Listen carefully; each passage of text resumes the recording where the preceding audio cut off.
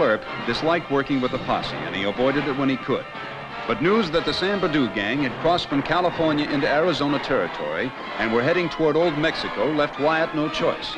It would take many extra men to cover canyons and trails and make a fight against the San Bernardinos.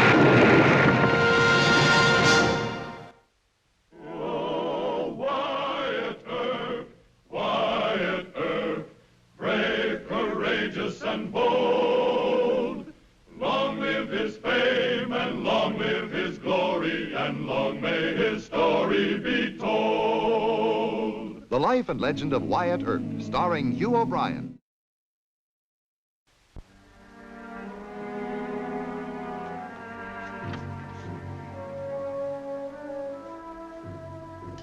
When our famous Marshal Wyatt Earp came into the bank that morning, I stopped my work to take a good look at him.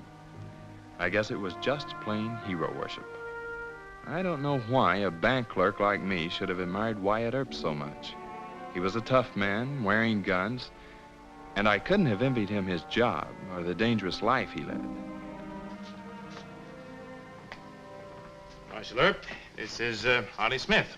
How do you do, sir? How do you do, Mr. Smith? Happy to know you. I think Smith was on the wrestling team or something like that in college, eh, Smith? No, sir. I boxed and played some rugby football. Can you shoot a gun? Well, I shot some quail and some rabbits with a 12-gauge. I wish the bank had someone more experienced. Mr. Smith will do fine. Real fine. You get into your hunting clothes and be over at my office at noon, huh? Well, what the... Marshal's organizing a posse. Catch a gang called San Bernardino boys headed for the Mexican border. Of course, we're assuming you'll volunteer. But if you don't want to go... No, sir. I'll be glad to go. Good. Mr. Bradshaw would like the bank represented.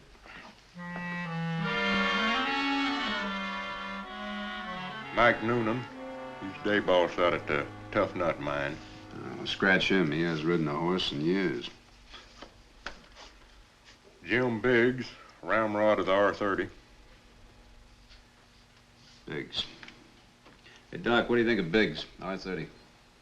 Pretty fair hand. Who's next? A fellow by the name of Arlie Smith, over at the Tombstone Bank. Smith. He's a greener, but I like his looks. Just so he doesn't spook on us. Or get himself killed. I'll let him drive the chuck wagon. Who's next?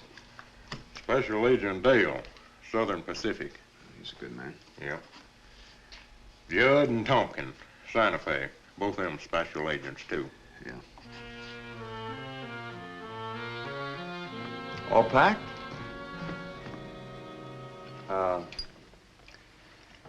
I won't need my shaving things, son. You don't know what you'll need. You don't know anything at all about this posse business. Well, I'll get told. Wyatt Earp will see to that. There's nothing to cry about, Martha. He didn't need you. If he didn't, he wouldn't have asked me. Arlie, you'll get hurt. I have to go, Martha. The bank expects it of me. And I expect it of myself. I'm sorry. Go on. Get started now. That's my girl. You'll be all right here with Mrs. Williams.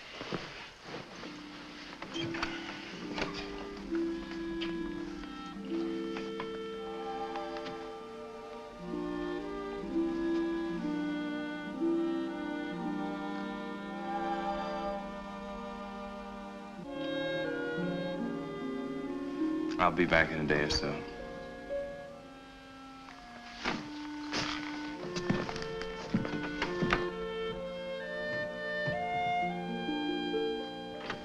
Now, you're carrying your own Winchester and a Colt 45.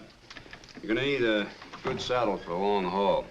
You tell Mr. Gibbs to fix you up, Mr. Jennings. Mr. McNerney? Yes, sir. Dr. Holliday says that you know the Santa Cruz River country between Madero and Nogales. Yes, sir. I've been hunting down there for 15 years or more. Good. You take this Army map and lay out a trail for us, huh? Yes, sir. Marshal, we need plenty of 45 cartridges, too. We got it. Put it in the box, huh?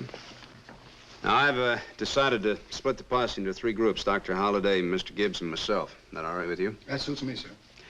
I think the railroad men ought to split up, one go with each group. You all know the San Bernardinos by sight. I sure do. All right, load up. Let's go, boys. Smith, sir. I'm from the bank. Oh, yeah, Mr. Smith. Can you drive a team of horses? Well, I'm not an expert. Well, you won't have to be. Dr. Holliday will be riding on a chuck wagon with you most of the time. You better trade that quail grunt in for a sawed-off shotgun. You load it with buckshot. Yes, sir. The ammunition's already loaded. You'll be responsible for that and the canteens. Anything else, Marshal? I almost forgot. Dr. Goodfellow's loading up the medical kit. You go on over to the hospital and pick it up. Yes, sir.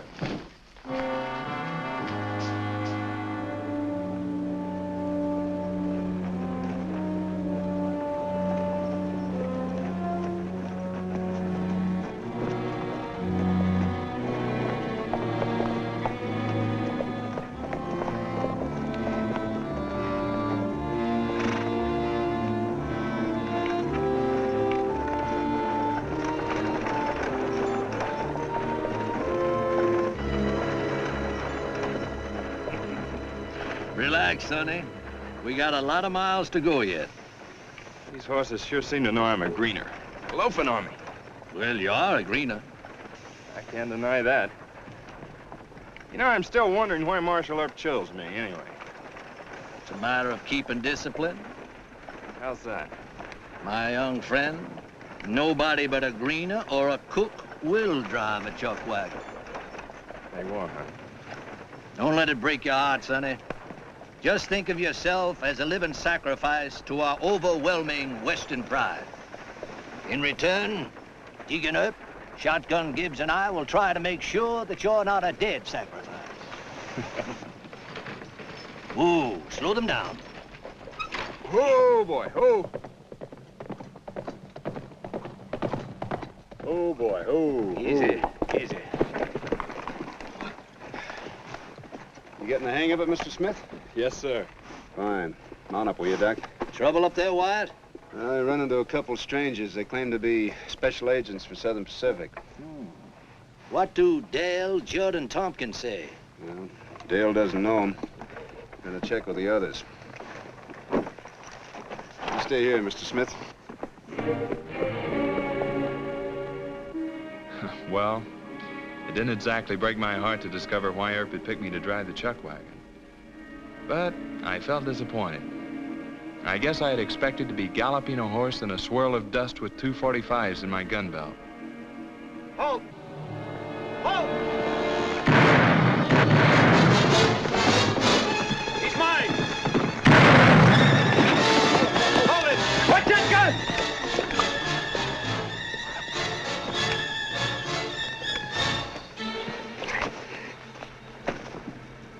It's not hit bad. Go get the medical kit.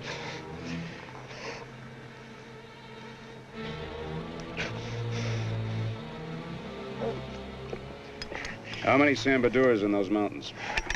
More than you got, Johnny Law. Where are they? You find them. A couple of men put them in the chuck wagon. Mr. Gibbs? Come on. Your detail's gonna have to bury the other one. If you do that, come on back and guard the chuck wagon. The rest of us will go on ahead. Morrison? Boys, grab him shovels. Give me a hand. Come on up. Mr. Earp, Yeah? will you tell me what happened? All right, Mr. Smith.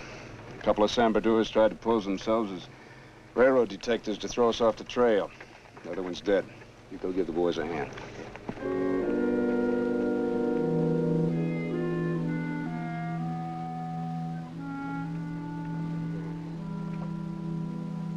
Water. Water. Water. Water. I guess it's all right.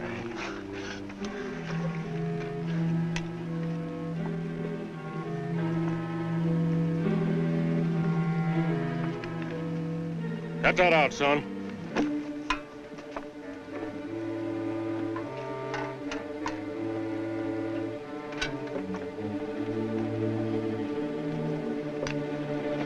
If you don't talk, you don't get no water. I'm sorry, Mr. Gibbs. I didn't know.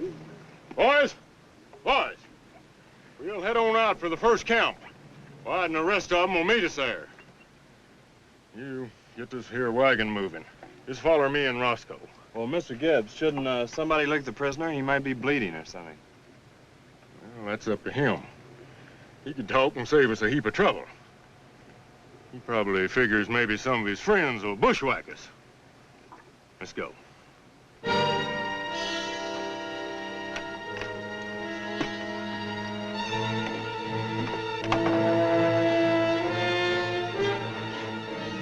All right, let's move out.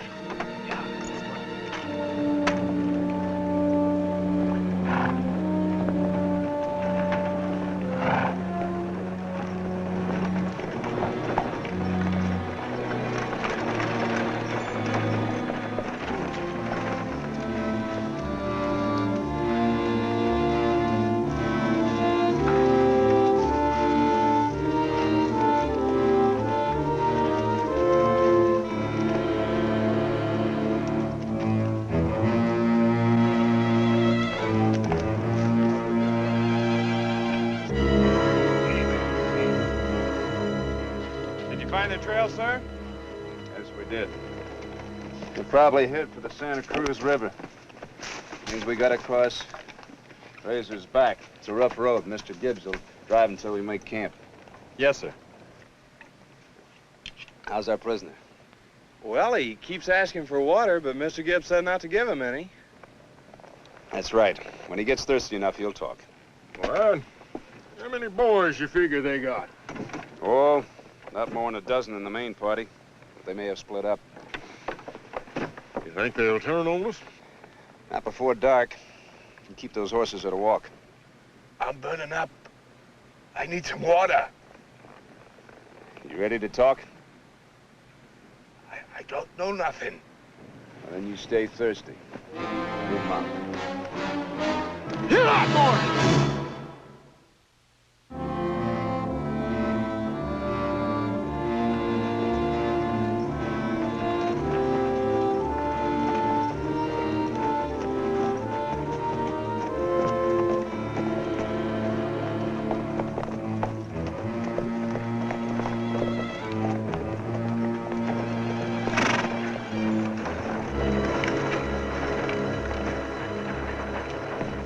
Rest easy, son.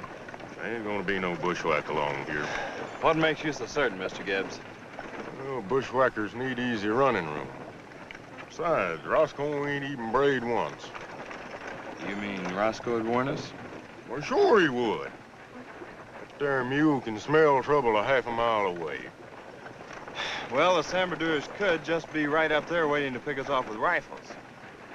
Them outlaws ain't fools. What do you mean? Well, Wyatt always tries to figure what he'd do if he is an outlaw. Them there Sambadures hit us. It'll happen tonight when we're camped on the Lizard. What's left of them can run downhill to the river. Mr. Earp is an intelligent man. Smartest John Law ever I met up with. Of course, he'd been dead a long time ago if he wasn't extra bright. Move along, boy.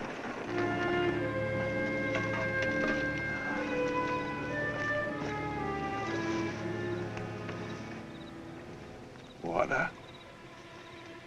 Mr. Smith, bring me that canteen. Water. No fooling. You ready to talk? Talk. No. We can wait. Mr. Earp. That was rather cruel, wasn't it? Hunting outlaws is a cruel business, Mr. Smith. The Sambadoo gang murdered 17 people in California. You give them the chance, they'll wipe us out. Yes. You get yourself some supper. You come back here and stand guard duty until midnight. The Sambadoers may decide to hunt us.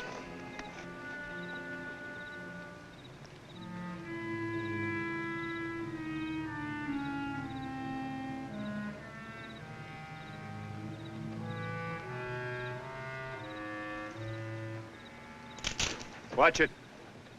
Oh, Marshal Earp. That gun cocked? Yes, it is. Lower the hammers. Easy.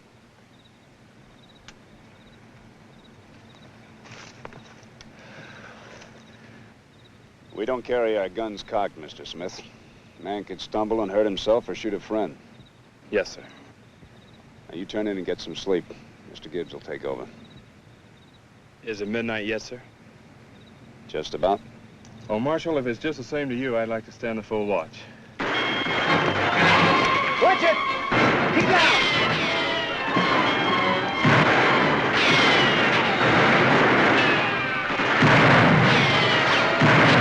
Hold your fire! Shotgun, take the left draw. Doc, take the center. I'll take the right.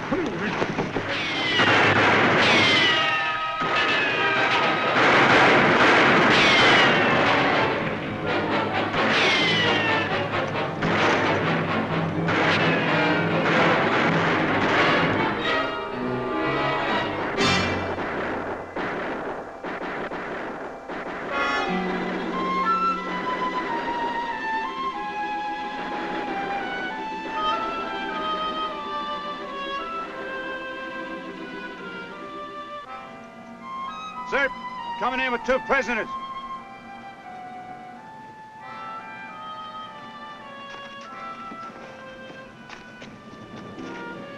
Lie down. I said lie down.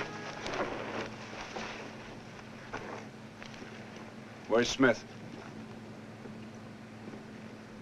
Keep an eye on them.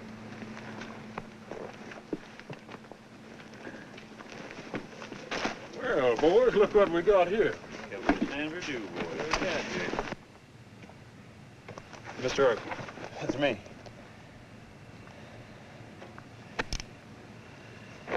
Thought you were gonna watch the chuck wagon. Yes, sir. I'm sorry, but I got scared and ran away.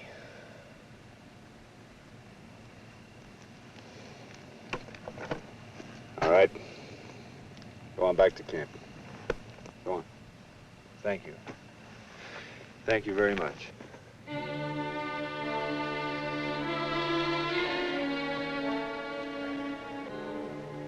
Deacon? Deacon? Yeah? So far, we've killed 5 and captured 3. I suppose it has occurred to you that there are San Badua scattered all over these mountains. Just have to take them as we find them, Doc.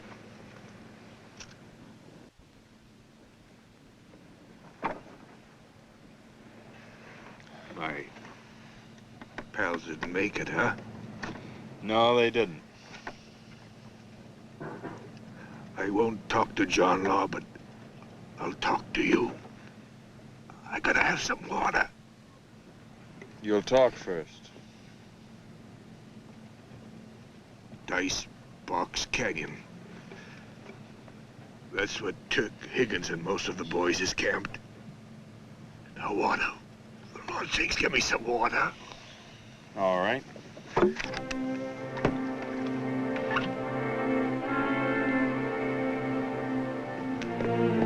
Hey, not so much at once. You won't keep it down. Mr. Smith! I told you not to give him any He water. talked.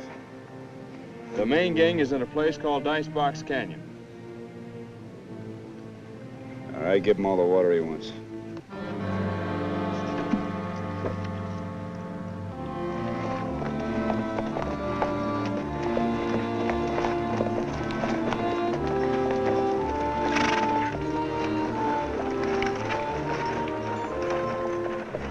That's what I'm up against, Mr. Smith. The men are brave enough, they just don't want to ride into that canyon blind. I didn't think you knew what they felt. It's my job to know what every man in a posse feels. Say, why don't you let me go in there and take a look around? You? Sure, I'm the logical choice. Well, if I'm caught, they take me for what I am, a greener, not a John Law. You could fix me up with some pots and pans and shovels, and I'd look like a greenhorn prospect. There's quite a risk to it. I won't run out on you this time, Mr. Herb. You've done your running, Mr. Smith. I'd bet on that. Thank you, Marshal.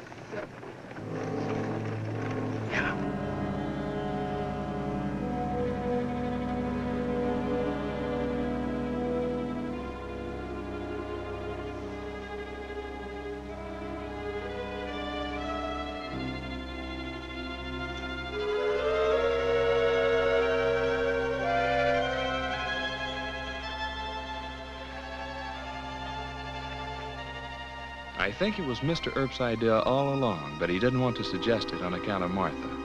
I'm sure he wanted to give me this chance to make up for last night.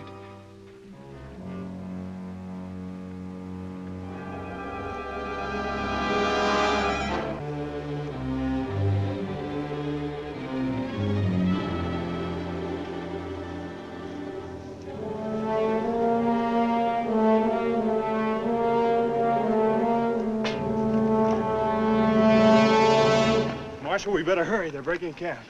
They might be gone. How many of them? Only about 10 men, sir. Thank you, Mr. Smith.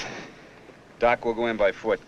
Spread across the canyon. Mr. Gibbs, you take 2 men, and Mr. Biggs, form a second line in case they try to ride over us. He aims to take them all alive. I sure do. It's a lot easier than digging graves for them. Well, let's move on. We're short on time. Marshal Earp, if you don't mind, I'd like to go along. You stay here and watch the horses and the prisoners. Yes.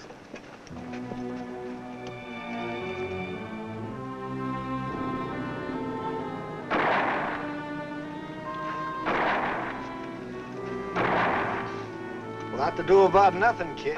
Turk and the boys already got away. How's for some water, kid? Not until it's over.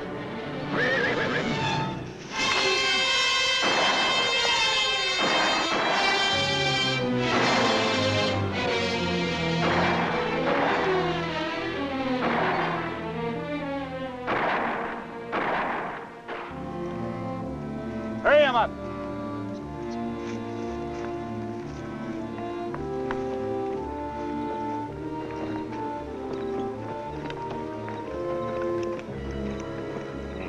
Four men dead. Gibbs and I didn't do it. What do you think you're doing? I'm digging for a slug. Not with a dirty knife, you're not. Mr. Smith, you do it. Use a probe and a forceps. Yes, sir. Well, come on, boy. Start a digging. Where's Gibbs? He went with Marshal Earp to guard the prisoners digging graves. Surprised Wyatt didn't try to do it by himself. Well, they're coming back now.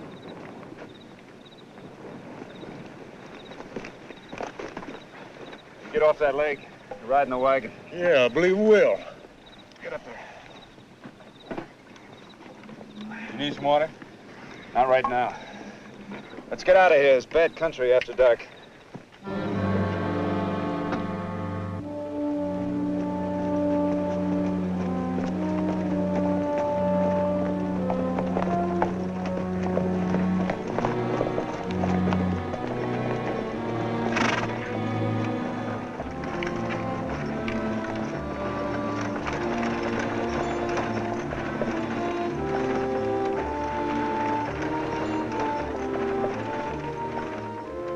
We were all too tired to talk, but I kept watching Marshal Earp at the head of the posse and thinking of the job he'd done. He went into the mountains and he broke up the San Bernardino gang before they could escape to Mexico. He was under fire 3 times. I kept thinking, where and how do we find men like him? And what keeps him risking his life in such a job as this?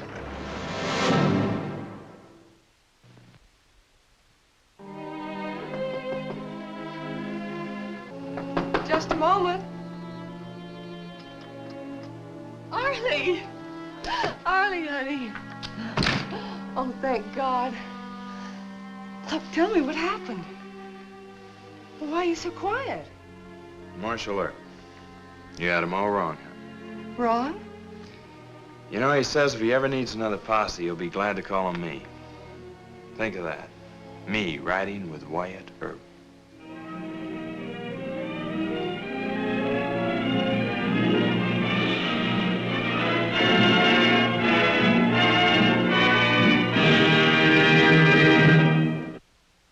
Well, he cleaned up the country, the old Wild West country. He made law and order prevail. And none can deny it, the legend of Wyatt forever will live on the trail. Oh, Wyatt Earp, brave, courageous, and bold.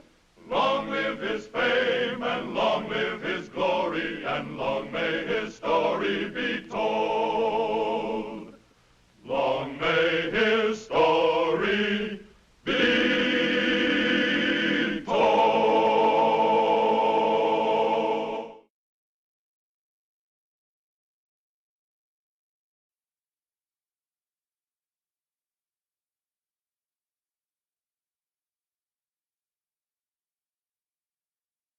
Wyatt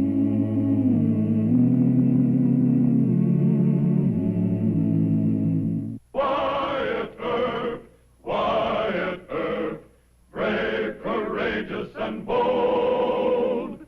Long live his fame, and long live his glory, and long may his story be told.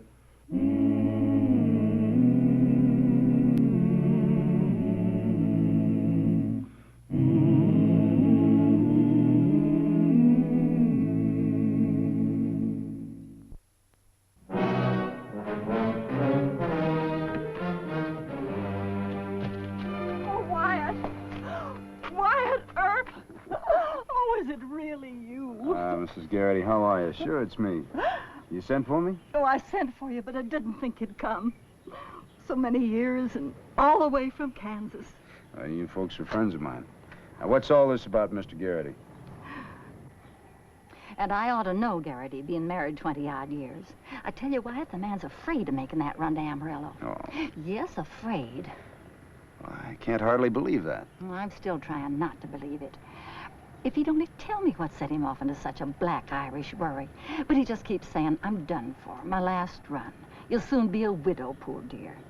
Now, what kind of talk is that from Rawhide Garrity? Well, maybe it's just a superstitious notion. I'll tell you what. I'll go in there and talk to Mr. Garrity alone. Now, remember, you didn't send for me. I just happened to be drifting through, heard you were here, and stopped by to say hello. And I'll stay out here and say a few prayers.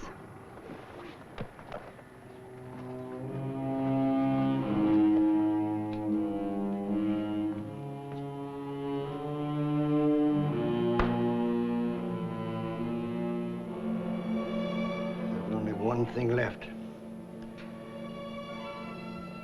I'll resign.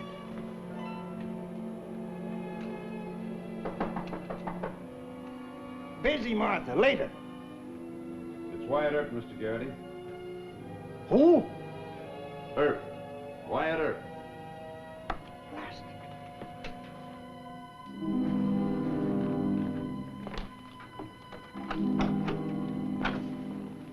Huh.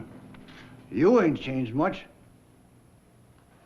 Go and visit with Martha for a while. I'm busy. She's busy, too. What is this, a runaround? That it is. I hate the sight of you, Wyatt. Why, Mr. Garrity? We used to be old friends. You still got your nerve, ain't you? Well, the Fargo boys from Dodge keep up bragging to me. You take them with guns or fists, don't you? Now, get out of here, boy. There's no courage in this room. I despise every word for courage. Yeah. They told me that you'd changed. Who's they? The whole word gets around. Huh. I didn't know it was shown. What are you scared of, Mr. Garrity? It's... never mind. I got to write an important letter.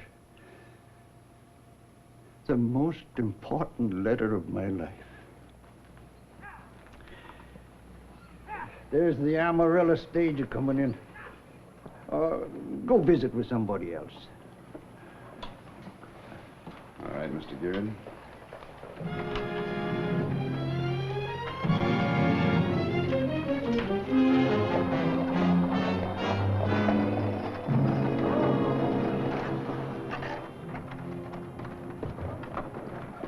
Well, Mr. Damon, didn't expect to see you in these parts.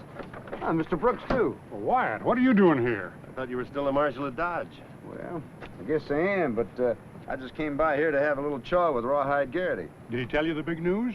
No. Tomorrow's Rawhide's last run. Yeah, the company's retiring him with a pension. They're going to have quite a ceremony in Amarillo with 2 vice presidents and our chief counsel. I see. Well, why don't we go have a little toast to Mr. Garrity? I'll treat, huh? And not milk, I hope. Well, you gentlemen can name your own poison. So that's why we're here. Well, has there been any trouble on this route? Well, there's always trouble between here and Amarillo. There's an Apache warning posted. Geronimo's supposed to be on the prod again. Oh. I thought they always raided north from Arizona. Let's hope they stick to that. It'd be tough if anything went sour on Garrity's last run. Tough, with all the brass waiting in Amarillo to give Rawhide a watch and a pension? Now, excuse me, gentlemen. I promised Mr. Garrity that I'd help him make out a report he was working on. You know how he hates paperwork. Oh, yeah.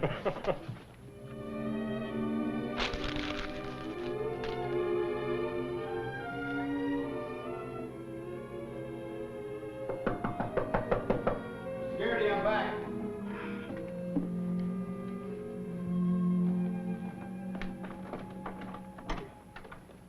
Well, nobody on the stage you could jaw with? Hey, how come you didn't tell me that tomorrow was going to be your last run, that they're going to throw you this big hurrah in Amarillo? Who told you? Brooks and Denman, they came in from Amarillo. Ah, the big mouths. I ain't even told Martha yet. Say, did you hear the Apaches were out? Well, what's that to you? Well, they asked me to ride shotgun with you tomorrow. Well, the company didn't say anything about Indians. Fine trick they pull on me. I just didn't bargain to fight Geronimo. You? You're scared? Well, sure I'm scared. What sensible man wouldn't be scared? Hey, we carrying passengers? No, just bullion and freight. Oh, fine. Real fine.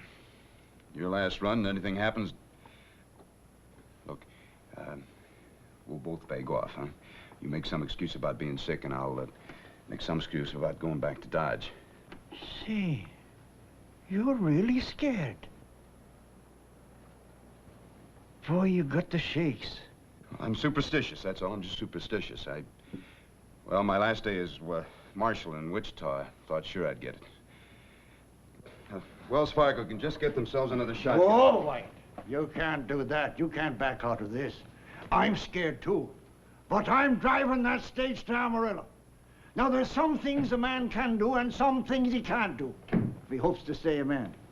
Yes, sir, but you see, I just... Martha, this ain't the same boy we used to know. He's run out of sand. Oh, now, Jack. Wells Fargo's invited him to ride shotgun with me tomorrow, and now he wants to beg off. Oh, Wyatt, I can't believe you do that. Why, I can't think you'd do such a thing. No, ma'am, I guess I can't. Now, that's more like it. I'll, go have a talk with Brooks and Denman. I just don't want any special agent follow-up in this. You know, Martha, he's part Irish, and he got some superstitious idea in his head. I had to shame him out of it. Well, good for you, Jack. You know, he's been through a lot in Dodge. His nerves are jumping. Ha! I'll rawhide him out of it. There's nothing like a good tongue lashing to cure the shakes. Don't you worry, Martha. I'll take care of him.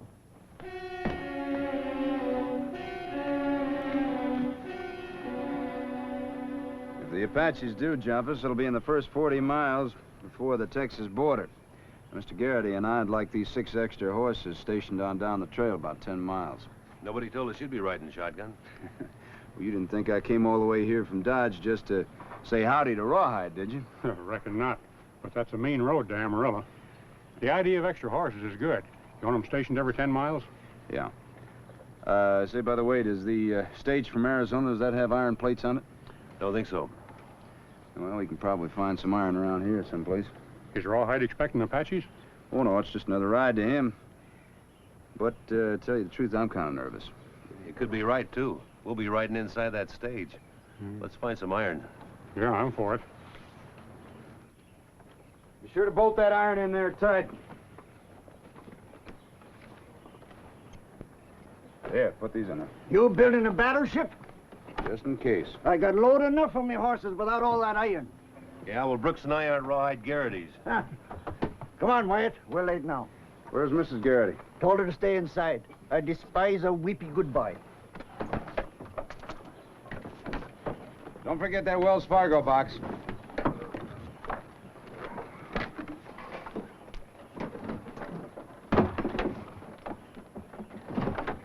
You ready down there? Yeah, we're all set. Get up! Fire!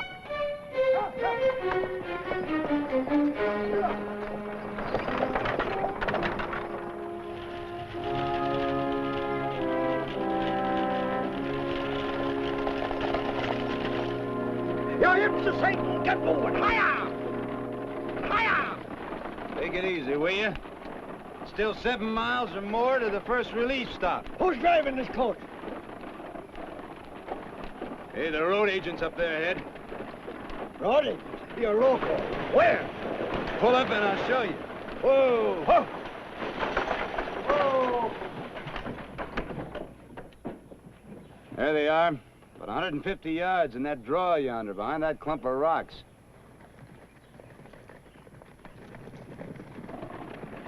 Brooks, Denman. Looks like there's trouble in the draw yonder.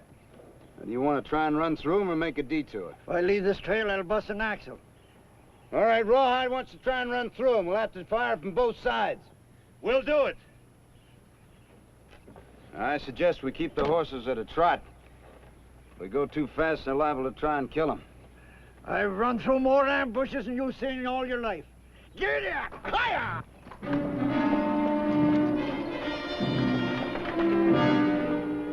That's Garrity.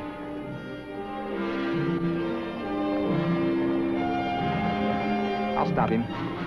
Circle and hit him from the rear.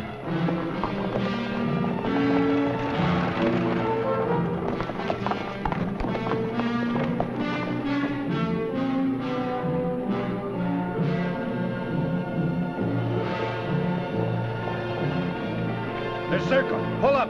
No. I said pull up. Whoa.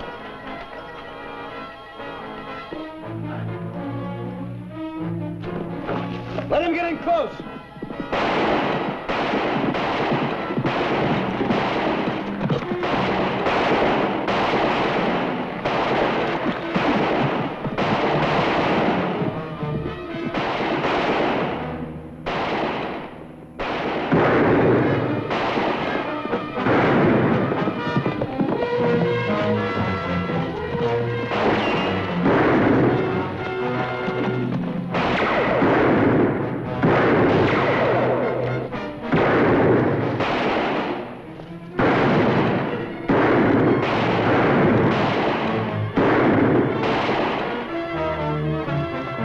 Mr. Garrity, let's get him out of here. Brooks, Denman, you all right? Yeah, how's Rawhide? Not a scratch.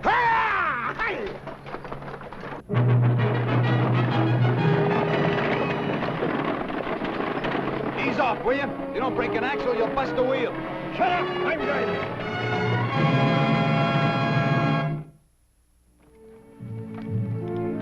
Thanks, Sam. Now get these horses on back to town.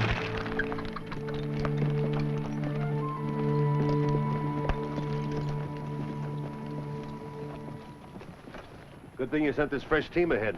Well, it's Mr. Garrity's idea. Take it easier, Rawhide. We're a long way from the Texas line. I'm driving. Hey.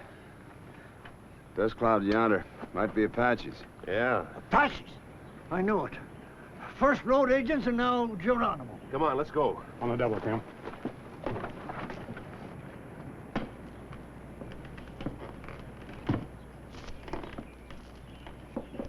Cost us a hard time in rushing those hoodlums. How's that? I'm asking you to slow down. Now, all Indians suspect a galloping stage. You telling me about Indians? Mr. Garrity, I'm reminding you there's nothing but bad road for the next few miles. Now, there's no place to make a stand. If we got to run for it, fine. But give whoever that is out there a chance to figure that we're carrying nothing valuable. Well, I'll try. Hi-ya!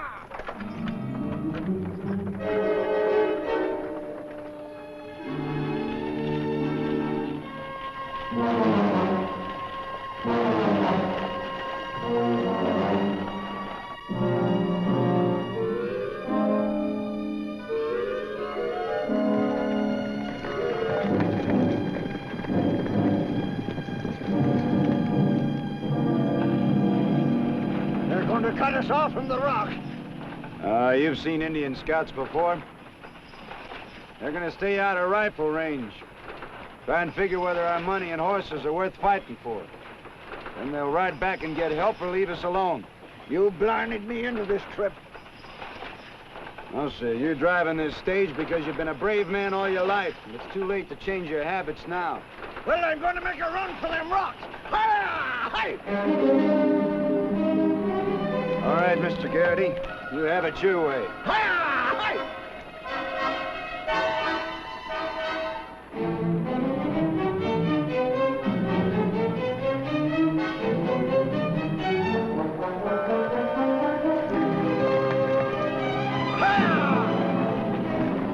they're going back for help. We better make our fight over there in that clump of bushes. Them horses ain't tired. They can run to the next change of team. Now. Hey! Hey!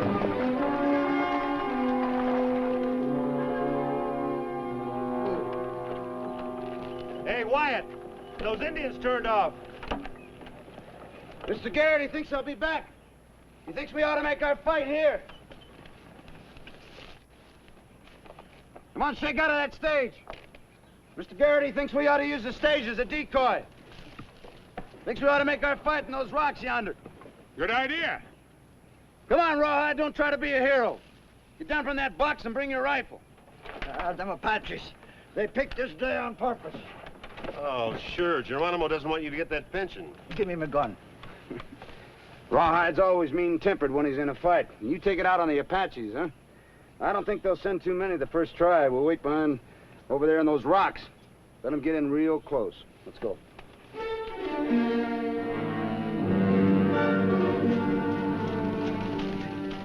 Who are you getting there? Rawhide, get down over there.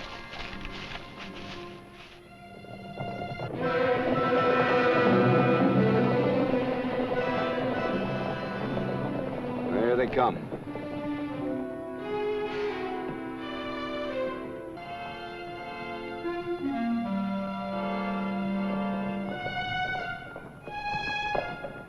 Let them get real close, knock them off the horses, and then sit tight.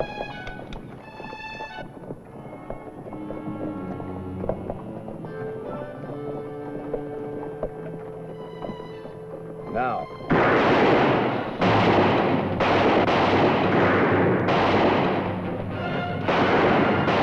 Get out!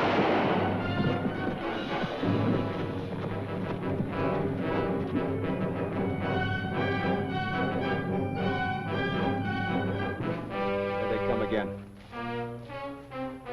Get in real close, they know we're here.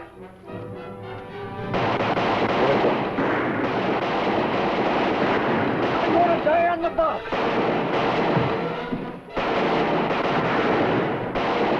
Crush him, Wyatt. No! Keep the heat on.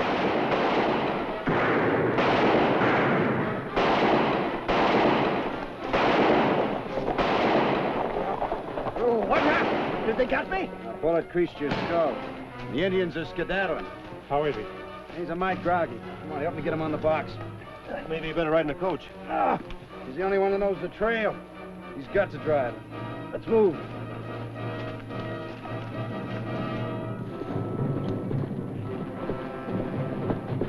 Geronimo, Ocho, Nanina, Cachita, Caia.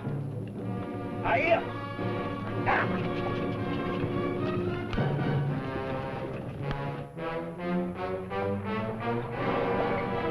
Pull him up here. Bring that team alongside.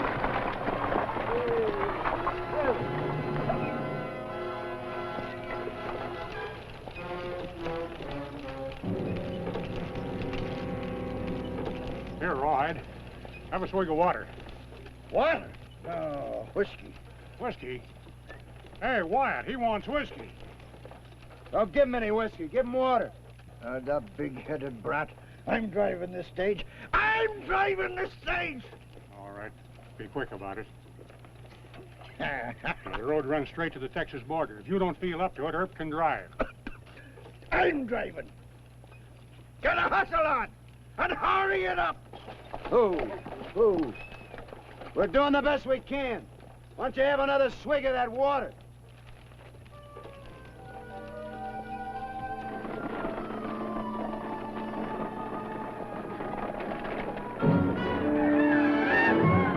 Here they come again. Closing up on us. The last day. I told you so. Stop thinking like that. Horses can feel what you think right through the rain. Hey! Hey!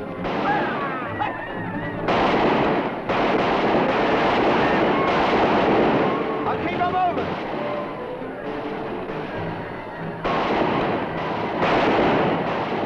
Too many of them this time. That's Damon.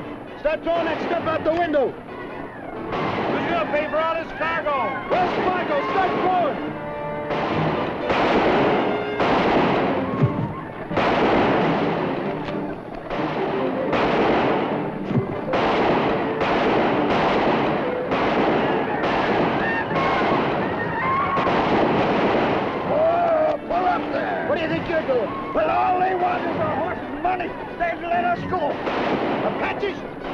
Pull yourself together.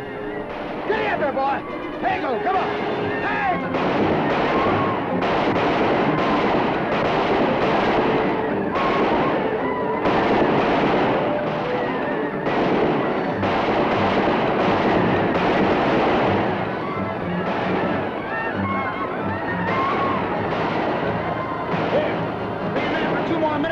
A coward for the rest of your life.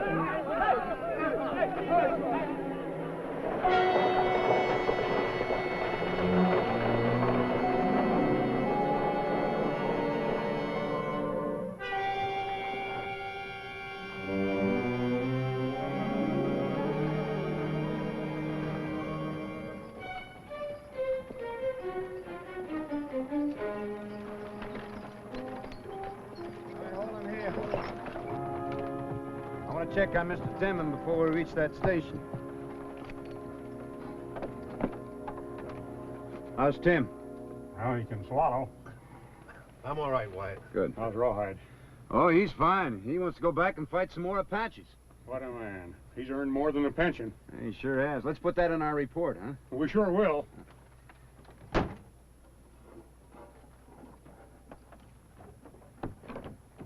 Let's go. All right. Hi.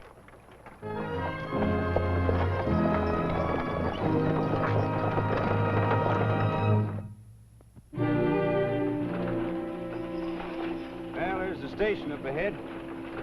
A lot of people out there. I guess the word's out. They'll be congratulating you every stop from here to Amarillo. Well, I'm going to tell them the truth. Yeah, you do that. You tell them how you drove that last quarter mile. Bravest thing I ever saw a man do. Blarney.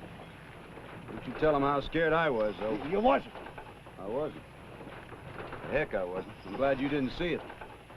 I fired 5 times at an Apache not more than 20 yards back. Didn't even wing him till the 5th shot. Mr. Garrity, your church has taught you that a dying sinner can ask forgiveness with his last breath. We all stumble at one time or another. It's how we finish that counts. You remember that. Thanks, Wyatt. Come on, you gold-bricking sons of donkeys. You can trot to the depot. Hi-ya!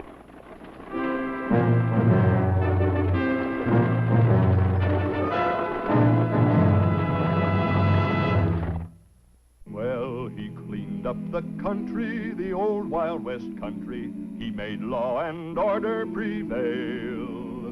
And none can deny it, the legend of Wyatt forever will live on the trail. Oh, Wyatt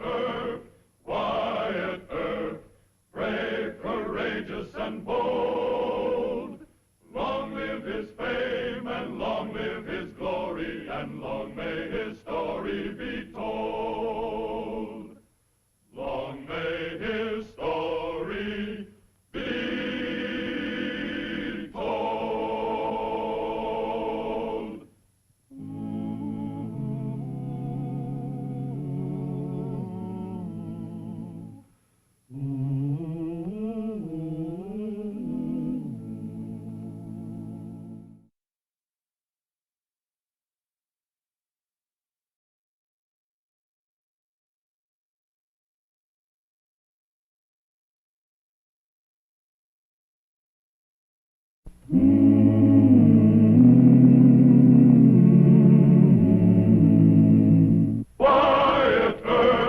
Wyatt Earp, brave, courageous, and bold. Long live his fame, and long live his glory, and long may his story be told.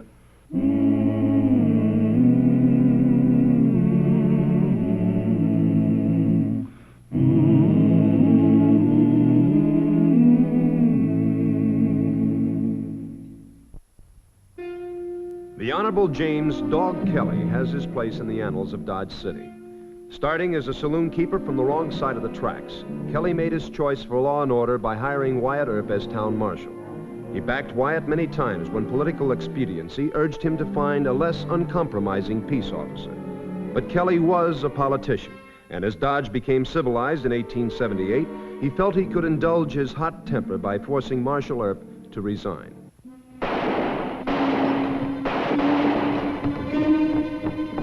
Come on, make your fight, Doc!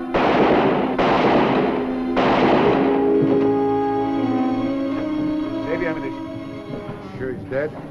I'm sure. Deacon, where's this new crop of gunfighters coming from? That man had a Colt in each hand, didn't know how to use either one of them. A dozen witnesses will testify for Doc. Give me that. Take him over the corner. You come with me. Kelly isn't gonna like this. Why don't you just wing that fella? With both these guns going? We could have blasted both Colts out of his hands. Well, maybe I don't feel that well today. Maybe there's too much smoke in my eyes. You shouldn't have started that Farrell game at the Graffs. Kelly doesn't like him. Now, is Jim Kelly running the marshal's office? He is still mayor. Ever since the Graff got out of jail, he's been after me to close him up. Now, we haven't had a killing in this town for 3 months, and when it happens at the Graff's place with Doc Holliday behind the gun. I apologize. Next time I'll try to use Deacon Earp's cripple shot technique. But it can't be a next time, Doc. This is a sodbuster town now. The papers are calling our mayor Law and Order Kelly. You know what praise does to some Irishmen. Pardon me for living. I hope the good Lord will. Order! Order! Continue, Mr. DeGraff.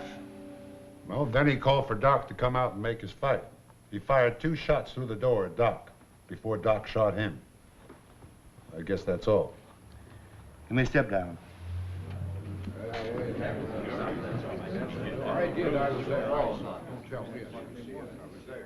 Your Honor, can't Holliday be charged with dueling? It seems to me it amounted to a duel. No, Mr. Mayor. Case dismissed. Court's adjourned for the day. Marshal Earp? Yes, sir? I want to see you and Shotgun in your office in about 5 minutes.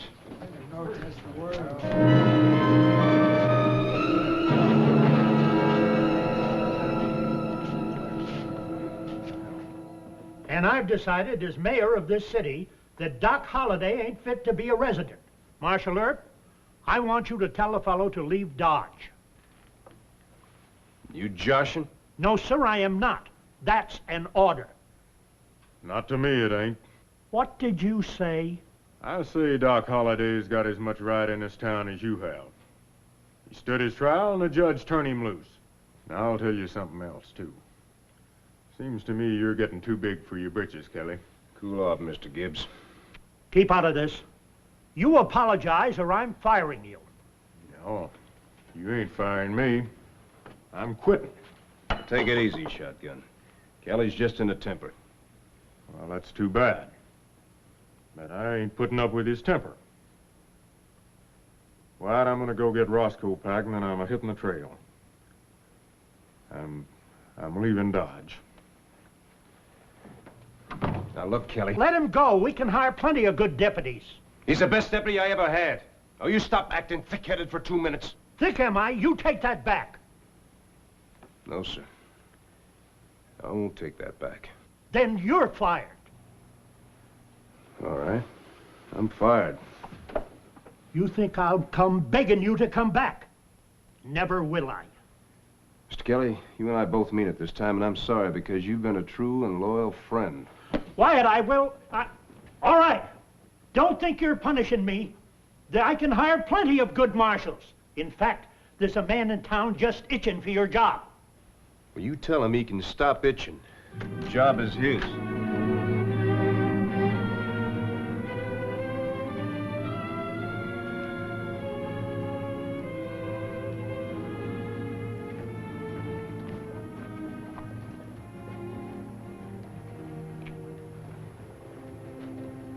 You leaving town right away? Yep.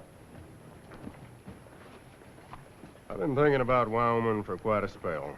Wyoming, huh? Why don't you stick around for a while? Kelly will change his mind. He usually does. Oh, it ain't Kelly, Wyatt.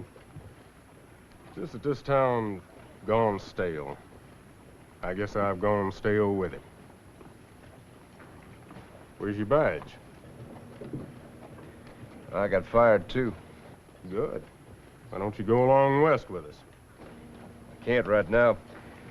My brothers are coming through here on the way to Arizona territory. I promised them I'd wait for them. You going there? Maybe. Arizona territory. I thought you was tired of trouble. Well, no trouble in Wyoming, huh? Robber's Roost, Brown's Hole.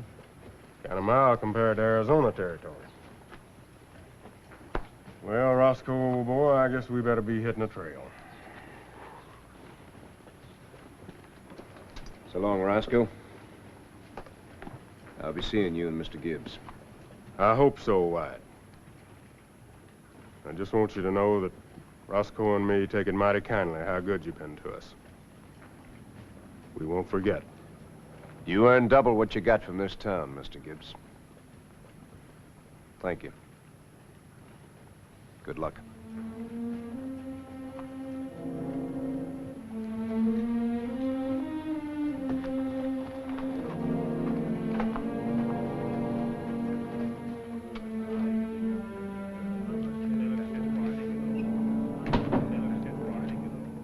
Shotgun Gibbs. Is he leaving Dodge? Not without Wyatt. Wyatt ain't along?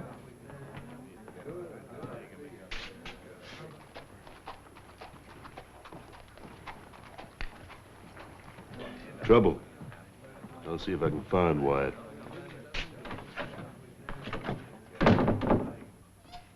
Now, this is your office, Mr. Mather. I'll swear you in as marshal. Now, you can keep Earp's deputies or hire your own. Earp left town? I don't know and I don't care. He defied a direct order. I'm running Dodge, not Earp. You're the boss, Mr. Kelly. And don't you forget that, Mather. Now, the first thing I want you to do is close Mike DeGraff's place. Then run Doc Holliday out of town. It'll be done. Yeah, that's what they said about you. You do what you're told. Mm-hmm. I'll need a couple hours to look around. Remember, you're working for Law and Order Kelly. I want a clean town. Uh-huh. Hey, wait. You haven't been sworn in yet. Later.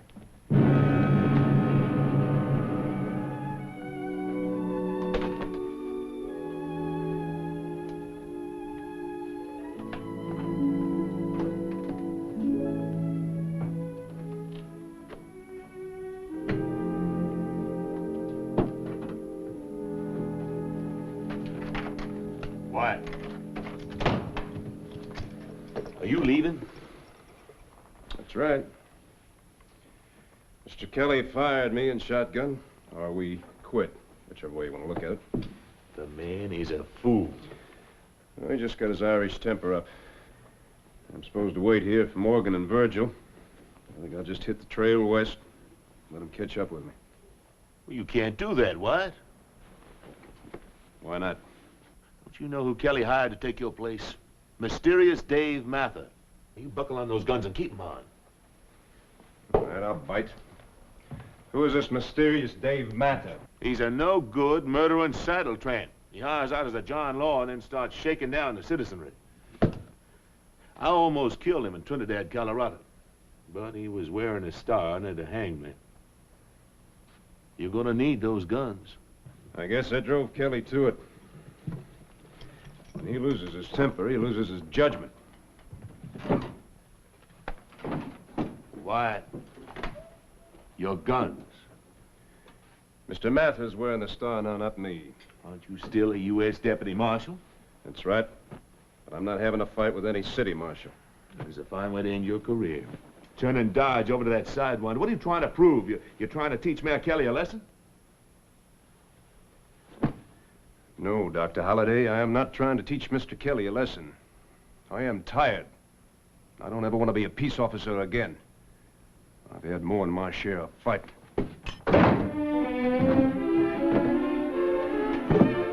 I need a drink.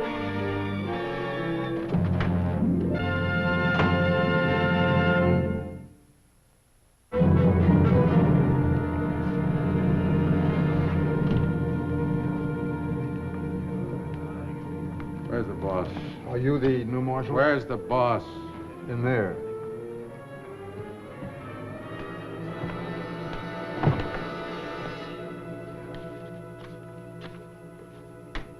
There you are, Mather. I never had to pay Wyatt Earp. I ain't Earp. See you next week.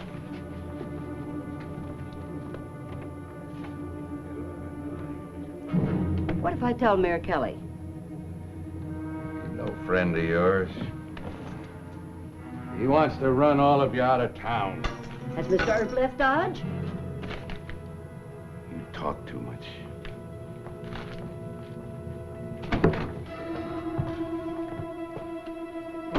Hey, what's the idea? Boys, I'm the new marshal. Pay me or quit gambling. No law against gambling, is there? Pay or quit. $50 a head.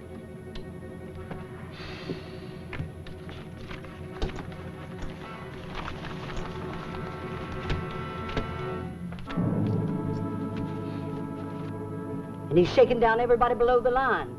Saloon keepers, gamblers, everybody. I don't believe you. And if you don't stop this gossip, you'll have to sell your dance hall and get out. I'm getting out. Getting out right away, too. Me too. Indeed now. Hope there's no hard feelings. But you can't leave. Not yet. I can't? No, I'm not sure of this Mather fellow. And where's your conscience leaving me in the lurch? And how about Judge Tobin? Would you ride away without so much as a thank you for what he's done for you? What time does Judge Tobin get in from the circuit court? Midnight train or first stage in the morning. If you hadn't defied me to my face, I'd never have hired a new marshal. Old friends must part. 'Tis the rule of life. But I hate to see the great Wyatt Earp ride away in a fit of temper. Mind you, it's Judge Tobin will be cut to the quick. I ain't asking for myself. Well, I'll think about it.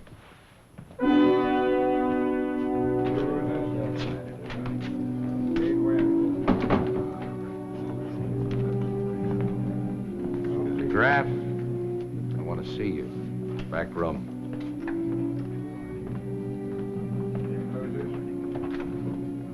Hand me that shotgun. No, Mike. Go in and talk with him. I'll send for Doc Holliday.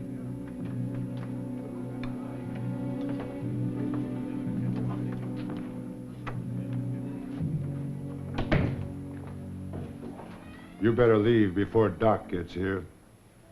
Doc won't help you none. I ain't paying you a lead nickel. You'll pay.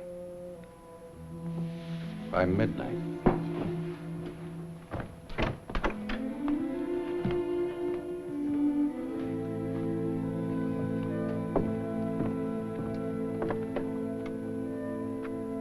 Martha, what have you been saying to Mike? Ask him. I let you live the last time, but I never make the same mistake twice. Start, boy. Hold it!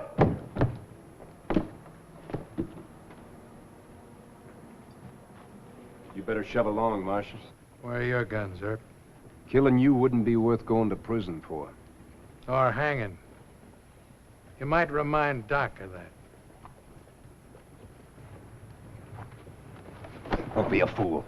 Maybe I've lived too long already. Besides, in this particular instance, they would cheer me on the gallows. I don't brag on my friends much, but none of them has ever been hanged. No, Mike, no. Keep out of this. I'll get him. No! Lower the hammers on that. Now, what's the matter with you and Doc? You know you can't go around shooting a peace officer? He tried to put the squeeze on me, Wyatt. $100 a week. Deacon, why didn't you leave town? Yeah. Me and Doc can take care of him. Were there any witnesses when Martha tried to shake you down? No. We were in the back room. Doc, you explain the law to Mr. DeGraff. Why? Where you going? Maybe Martha got careless. Extorted a payoff from several men at one time. That'll be my only chance to nail him. You better make it fast. My gun hand's twitching. How's Wyatt gonna do anything when he ain't marshal no more? Extortion? Happens to be a federal offense, and Wyatt's a U.S. deputy marshal. Oh, I get it. We wait for the deacon to handle him. Mike, your version of the gallows is absolutely fascinating. Don't you realize it's easier to be hanged than to take a bullet through the middle? Oh, we'll wait. Please, Doc. All right. But only for a reasonable time, and only to spare Wyatt the anguish of seeing me hanged. Let's get us a drink.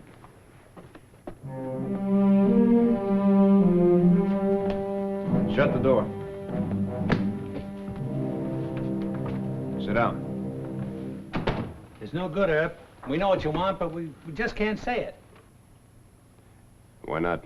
Because we're gambling men. No court would ever believe us. Judge Tobin would. Now, all I need to know is whether Mather tried to extort protection money from you, and how much. I ain't squealing on Dave Mather in court. Neither am I. All right, then. Maybe you'd be willing to stay here until I can fetch Mayor Kelly. You can tell him and... Mister! What is it? Somebody just killed Mike DeGraff. The alley behind the cowhands ranch. You sure? Well, Doc Holliday sent word. I'm getting out of here.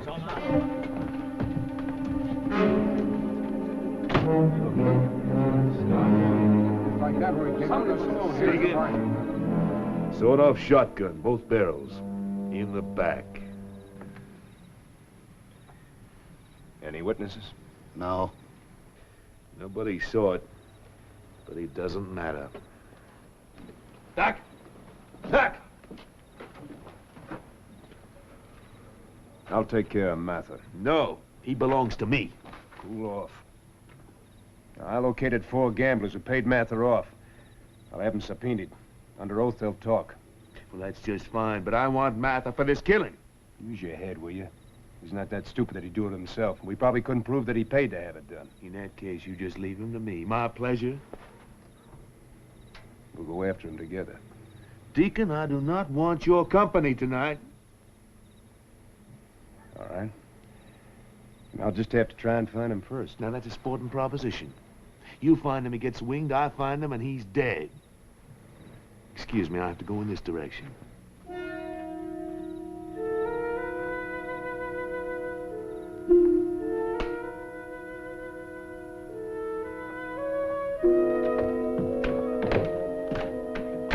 Bad news, Dave. Huh? Holiday and Earp are gunning for you. Not Earp. He's got too much sense. Earp's a deputy U.S. Marshal. Those gamblers were in his room at the hotel. Extortion, ain't it? I can't handle Earp and Holiday both. You can't handle neither of them. Tell you what, we'll take to the alleys. That way we can get them one at a time. Not me. If I was you, I'd run to Jim Kelly. And I'd use the back door. You know, Kelly don't want to be laughed at. You know, he might hide you.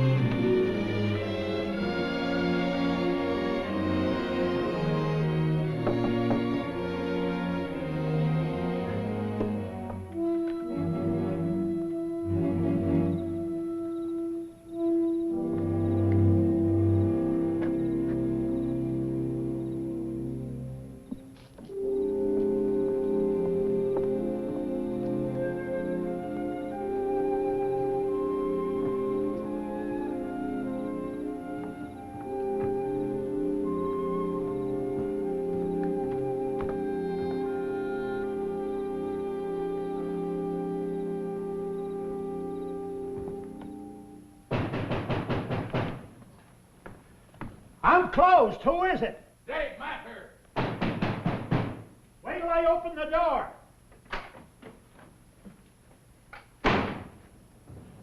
Well, if you're looking for the skunk that bushwhacked DeGraff, he ain't here. Earp and Holiday are gunning for me. Well, Doc might be, not Earp. I gotta hide out. What is this, Mather? You're supposed to be working on a murder, not hiding from anyone. You got a basement in this place? Yeah, right there. Hold on. What have you done that Earp would be after you? Just what you told me. Wait a minute. That's one of them. Be careful what you say. Kelly! I'm coming. Make it snap. What's your hurry? Why you wearing guns? Gotta find Mather before Doc does. Well, he ain't here. Doc aims to kill Mather, even if he has to hang for it. You see Mather, tell him to leave Dodge. Why should he? Because one of us is gonna find him, and I hope I'm first. What's he done? Nothing I can prove. But if I do find him, I'm gonna break both his legs just on suspicion.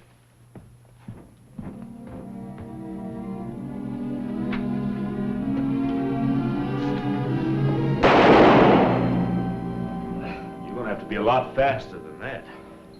You don't want me. Get on your feet. Get up.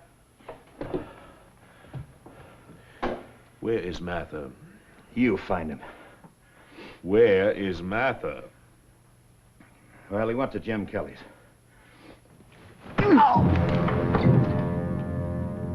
don't like asking twice.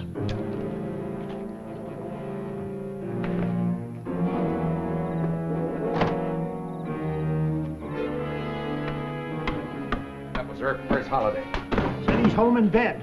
I'll kill him. You get nothing. Drop that shotgun. Turn around. You hired me. I'll tell him that you ordered me You to... tell him what? I'll tell it in court. You'll tell nothing. You're getting out of town. Now move.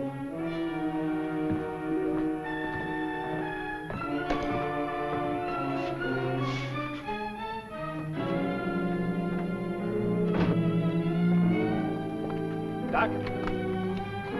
Save your breath. He's not in Kelly's. His deputy said he was. You look in the cellar? I'll do the looking. I'll do the shooting.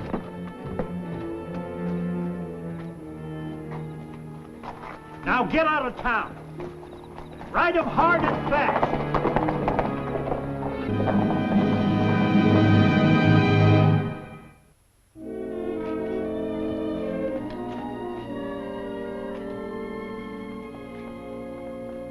Where's Mather? Him and his deputy left town. Left town? Oh, you blithering fool. Indeed now. Mr. Kelly, they're murder suspects. Fine lot of thanks I get. I save you from a shooting scandal, and I save Holiday from the gallows. Tis a world where friendship counts for nothing. And I'll not be saying good night to either of you. Your star is on the desk. Well, now, what kind of an apology is that? It's a Kelly apology, Doc. And he probably did save you from a hanging. As far as Mr. Mather is concerned, he'll get his in due time. Well, here's to Law and Order Kelly.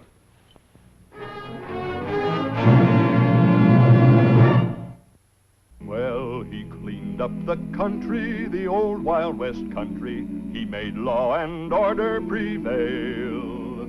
And none can deny it, the legend of Wyatt forever will live on the trail. Oh, Wyatt Earp, brave, courageous, and bold.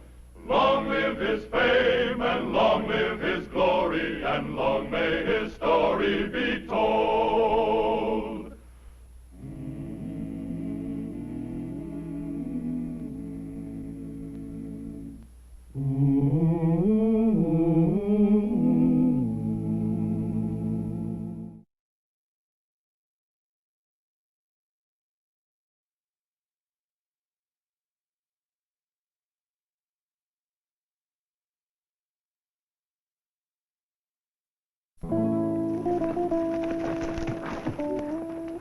Good luck, my brother.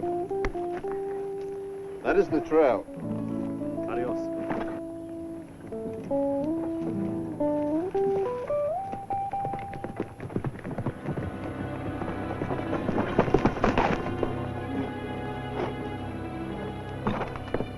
You're under arrest, Manuel Vasquez.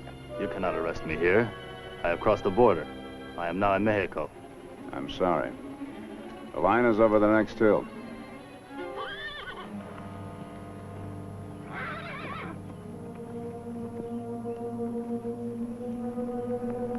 You think my family will let you take me back to Tombstone. I think they're too smart to try anything. We shall see, Senor Earp. Move.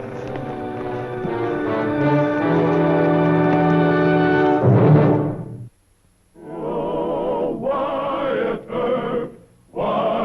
Earp, brave, courageous, and bold. Long live his fame, and long live his glory, and long may his story be told. The Life and Legend of Wyatt Earp, starring Hugh O'Brien. Tombstone lay in a country that had long been Mexican before it was American.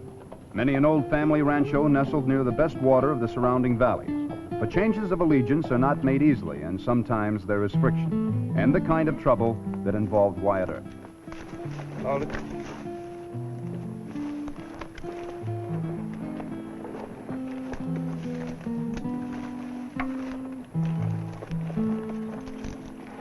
Still got quite a ways before Tombstone. You didn't bring any food or water, did you? It was not a picnic I was going on. Why'd you run, Manuel? That is a foolish question, senor. I killed a man. Many saw it. Maybe if you'd have stayed to explain. You would not have arrested me? You're gonna have to stand trial. But there's no reason why... You think I will get a fair trial in the court of Americanos? I guarantee it. You, senor. You are Americano also. One way or another, I will not go back to Tombstone. We'll see. Roll out your hands.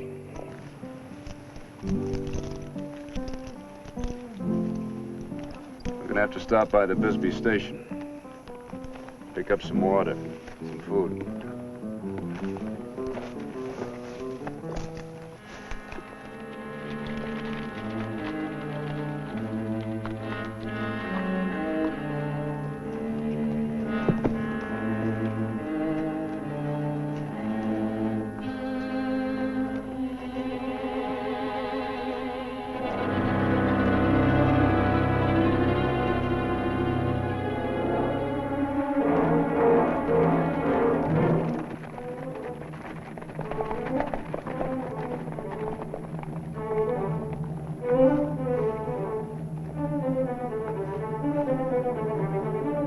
Posse. Newly made deputies of Sheriff Beans. Most of them are friends of Walter's, I guess. You see? I was not wrong. You're not going down there. They've left. They're headed south looking for you. We need food and water.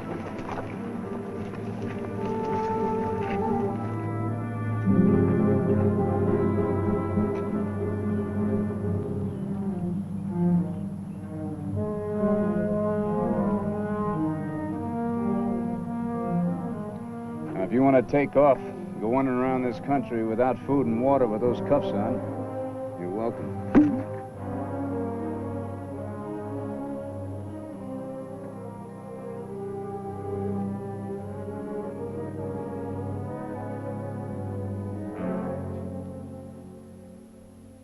Howdy. What can I do for you? Say, you must be Marshal Earp. That's right. I'd like another canteen full of water. Have this one filled, too. Sure. Get it. About a half a loaf of bread, too. Sure. You get left by the posse? Not exactly.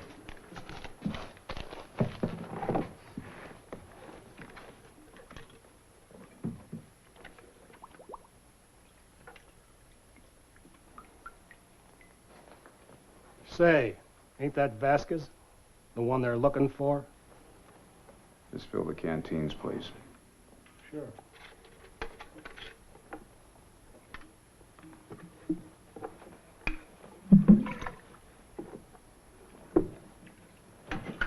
You stay right where I can see you.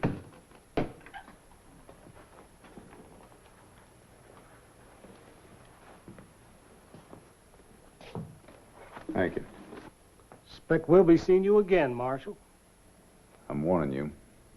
Don't go after the posse. They're lawmen, too. Just don't go after 'em. You trying to protect the killer, Marshal? Get going. Here. Put your hands down. Why are you doing this? Because we're gonna have to ride fast. Go on, get out of here. I'll catch up with you.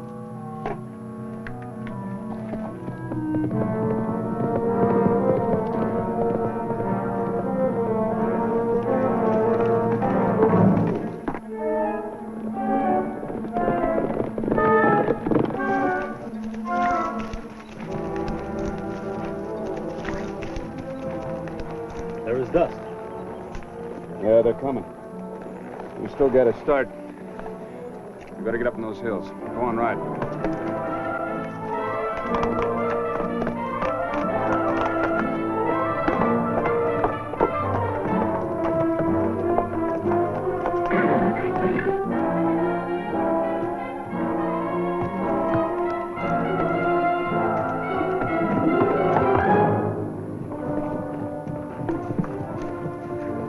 Hold it. No, senor. Take his guns. Gracias, Francisco. Unbuckle. My gun is in his saddlebag. Now, I think we had better move quickly. Andale! Andale!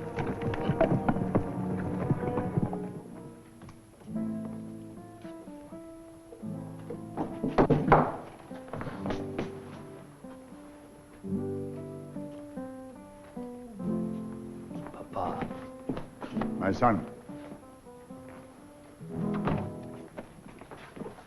Senor.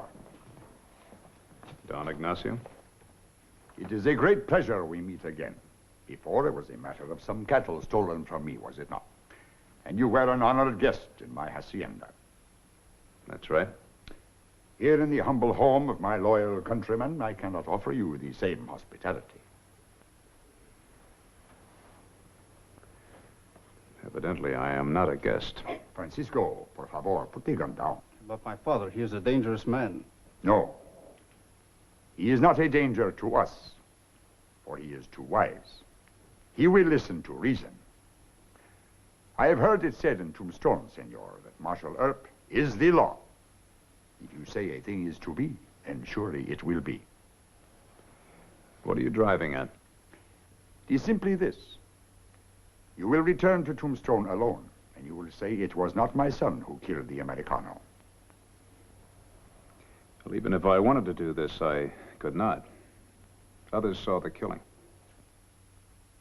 Believe me, senor, I would not ask if there were any other way. But I cannot allow you to take my son back to Tombstone. It's his only chance. Otherwise, he'll be a fugitive the rest of his life. I will say it once more. My son cannot be accused of any crime. There will be no trial. He will go free. You will see to it. And if I do not? But it is very simple, senor. If you do not, then you must die. Has it not occurred to you that he might be acquitted? That the court might understand how a thing like this could happen? No. I cannot lie for you or anybody else, Don Ignacio. You are not as wise as I thought, Senor Earp. Will you lead the way, mi amigo?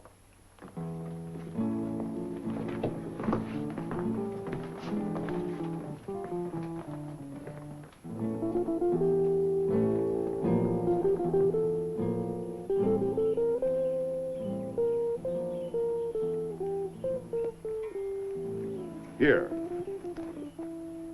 Here, where the horses pass much, there will be no trace. Here, senor, you will begin to dig.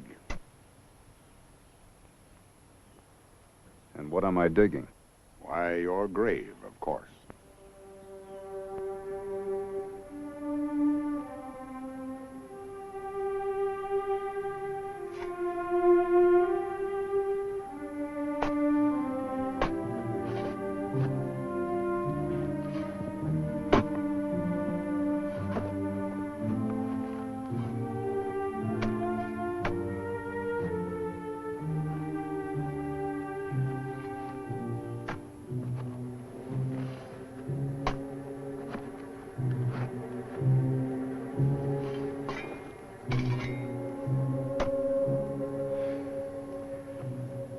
Mind if I take this off?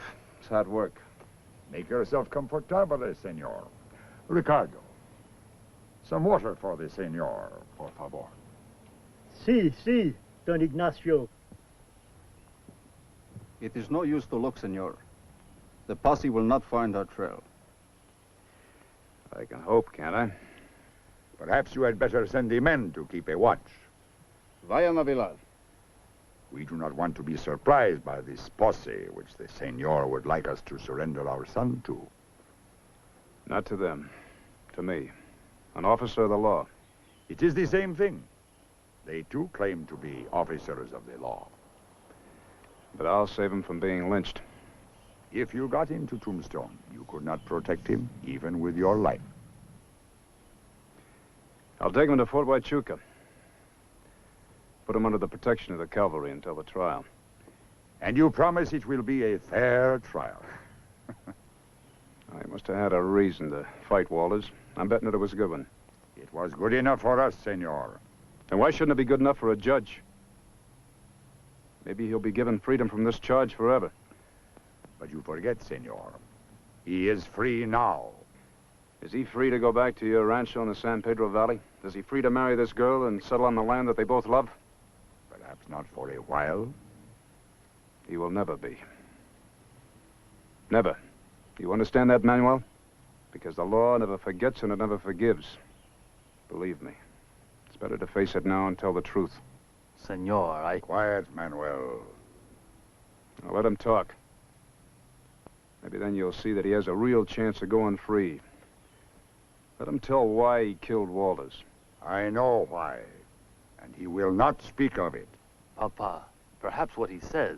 My son, do not listen to him. But suppose it is as he says, and I can never return. We will find a way. Perhaps. But suppose it could be as he says, and I would be free of it all. Manuel, do you wish to tell why you killed the Americano?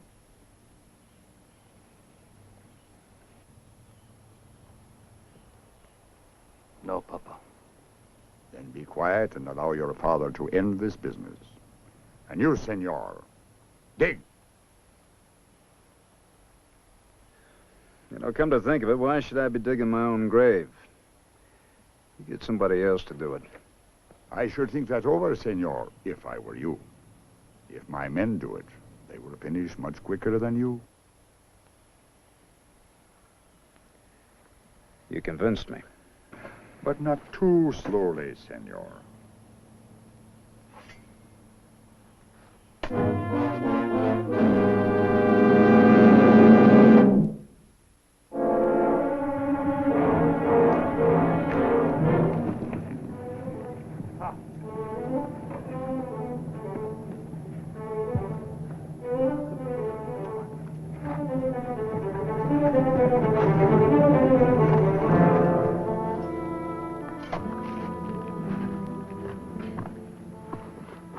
Water, senor?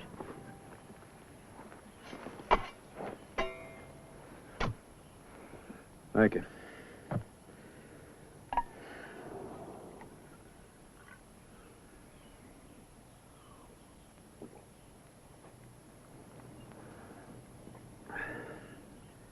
I'm sorry, senorita. You'd make a pretty bride. Alicia, my dear, come away. There is no need to talk. Why, Don Ignacio? Are you afraid I will learn some truth from him? Alicia, my child. Learn perhaps that you are wrong? My dear, I have lived longer than you by many years. I know what is best. Do you, Don Ignacio? For you or for us? Alicia. Well, does he, Manuel? Can killing this man solve anything? Can our marriage be a happy one with his blood on our hands? Our hands? Yes, our hands, yours and mine. For we've done nothing to stop it. Manuel, will you tell your betrothed that she must have respect for the head of this family? Will you tell her that my word is final?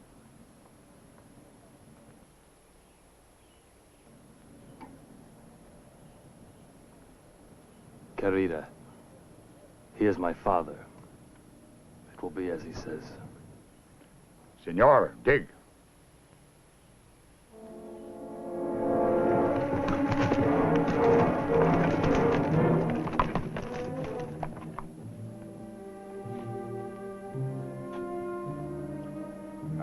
senor, that will be deep enough. You're right. He will be well buried. And come up now, senor.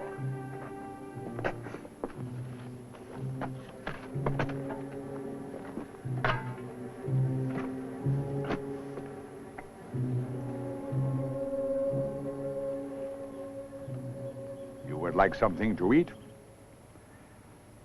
Let's get it over with. Manuel. Be quiet, querida.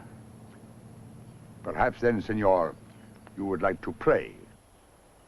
All right. Why not? I have no regrets myself. I lived a full life the best way I know how. My only regrets are for Felicia. She would have made a pretty bride. Fine wife. Mother. And for Manuel, who could have been free. I pray you'll all be forgiven for what you're doing.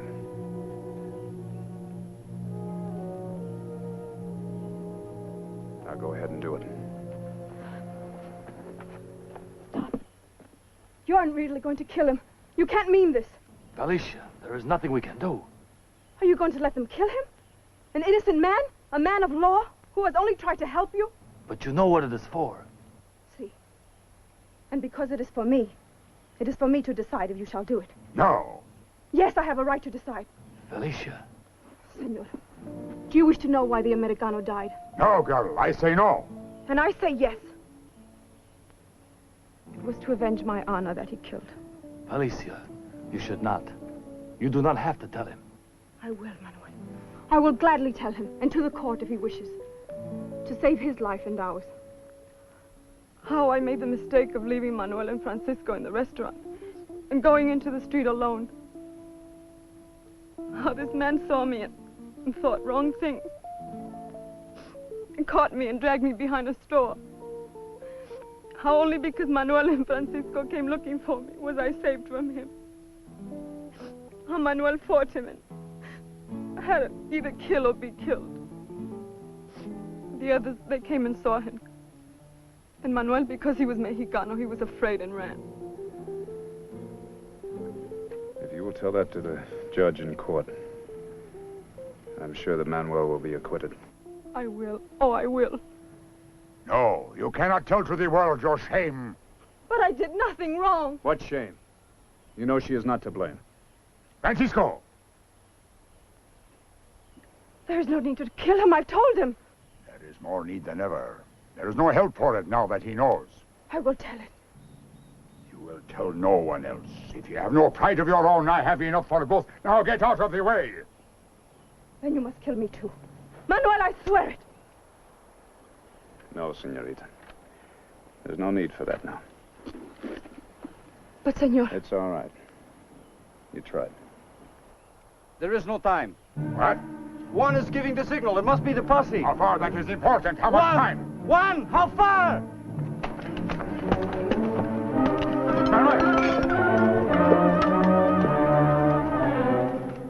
No, Francisco. Manuel, you kill him. I ordered it.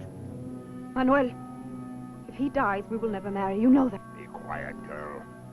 Manuel, if you love me, if you love life, justice, you must trust him, not kill him.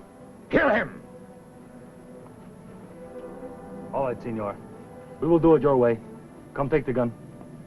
Manuel. I am sorry, my father. I think it is best.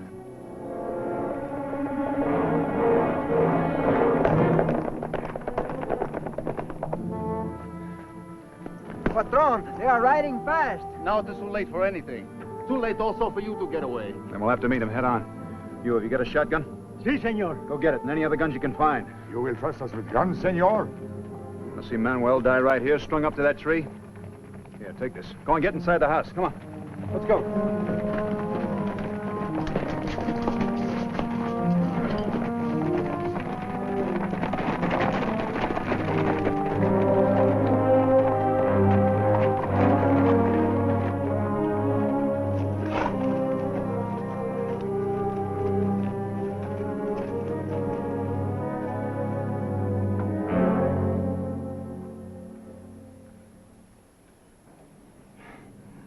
Well, Marshal, you've led us on quite a chase. Who made you a deputy, Kavanaugh? Sheriff being. Oh, it's all legal. And we want Vasquez. He's my prisoner, and he's going to stay my prisoner. That's so. You're talking pretty big for a lone man. There are 5 guns pointed at your men out there. And this shotgun's aimed right at your belly, Mr. Kavanaugh. Now, your men may kill me, but I promise you'll be cut in half before they do. So you just tell your boys to sit real easy. Don't anybody go getting itchy fingers out there now. Well, look, Wyatt, can't we talk this over? Nothing to talk about. Well, now, you've got no love for this killer. Why risk your life for him? You wouldn't understand that. How do you propose to ride out of here with him?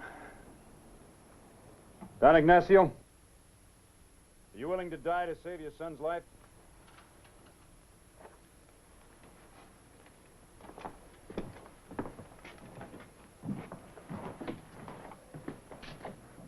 See, you know that I am.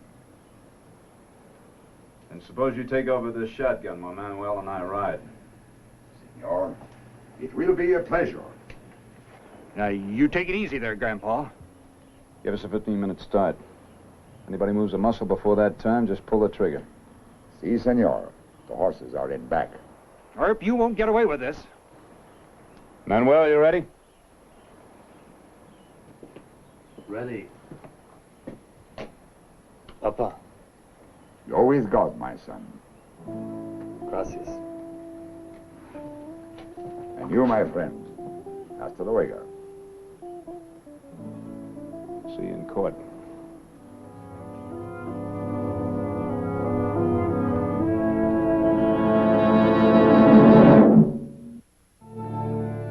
Since this matter of honor is even more important to those of Spanish descent than it is to us, even more a part of their heritage and sense of justice, and since, moreover, the killing was proven to be an act of self-defense, I find it justifiable homicide and the defendant, Manuel Vasquez, not guilty.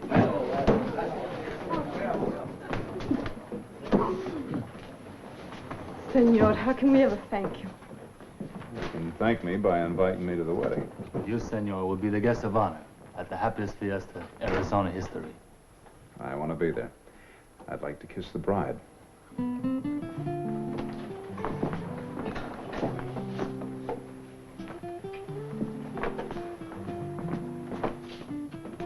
I do not approve of these demonstrations in public. These young people today have no reserve.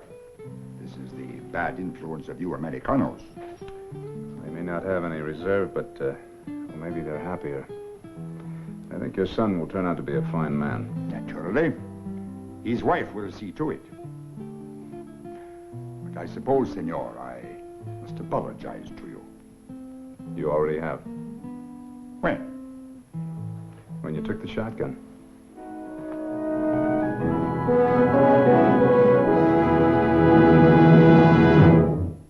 Well, he cleaned up the country, the old Wild West country. He made law and order prevail. And none can deny it, the legend of Wyatt forever will live on the trail. Oh, Wyatt Earp, brave, courageous, and bold. Long live his fame, and long live his glory, and long may his story be told.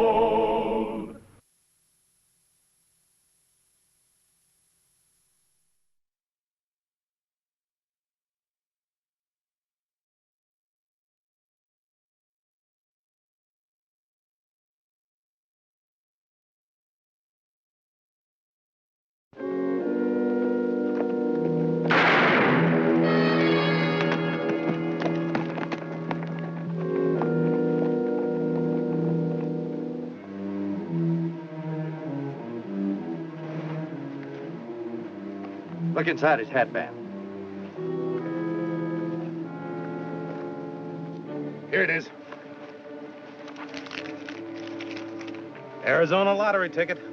875-19. That's it. Let's get out of here. The 10% Ring, a political gang who ran Arizona territory in the 80s, decided to operate a big lottery for the ostensible purpose of raising money for new schools. The lottery was supposed to pay off $380,000, but it paid off in murder, thievery, and trouble for Marshal Wyatt Earp. Oh, Wyatt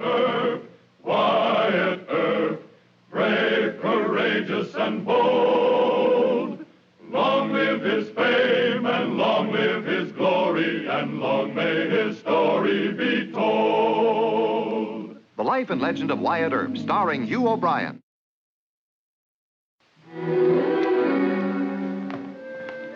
Three murders in less than 5 hours. Cowhand, a miner, and a store clerk. Why? Gun smugglers, maybe. Oh, that doesn't make sense. These were poor men. They had to work hard for the living. Maybe they gambled. With what?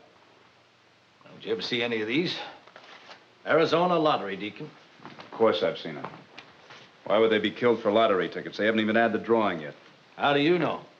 Maybe that Prescott crowd is a little slow in telling the newspapers the results. The Prescott gang wouldn't get involved in murder. No, it would have to be the 10% Ring in Tucson. You think they've taken over? Why, that Shiloh Smith would try anything. Well, the papers have done said that Governor Fremont himself is handling the drawing. He wouldn't get involved in something like that. Granted, but 5 will get you 10 that those Tucson boys must have a man installed somewhere and were tipped off as to the winning numbers and whoever bought those tickets. Let's go check the men that were killed. See if we can find out whether they bought tickets.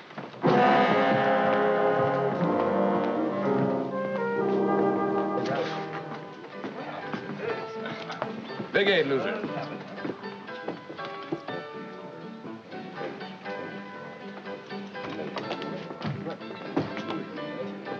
Hello, Mr. Milligan. Excuse me, boys. Johnny got a deal I want to talk to you about. In the back room. Johnny don't want a deal. What Clara means, Mr. Milligan, is that I'm kind of busy right now. This won't take 2 minutes. All right. Take over, Lee. Johnny, wait.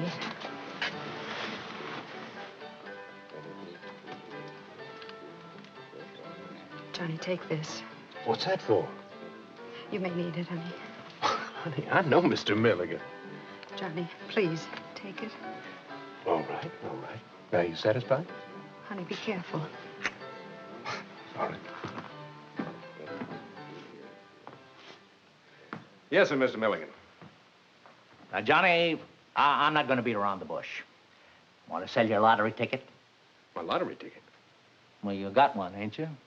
I might have. Well, I'm buying up tickets. Now, I know you're a bad luck boy. That's why they call you Johnny Behind the Deuce. That's right. Still in all, I reckon I could give you twice what you paid for it. Well, now, that's a nice sum, Mr. Milligan, but I promised Clara I wouldn't sell it. She's working on a hunch. What do you want for it?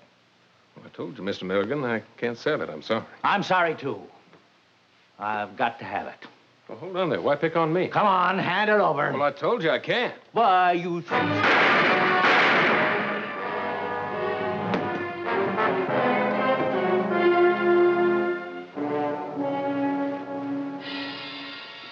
I'll get a good lawyer for you, honey.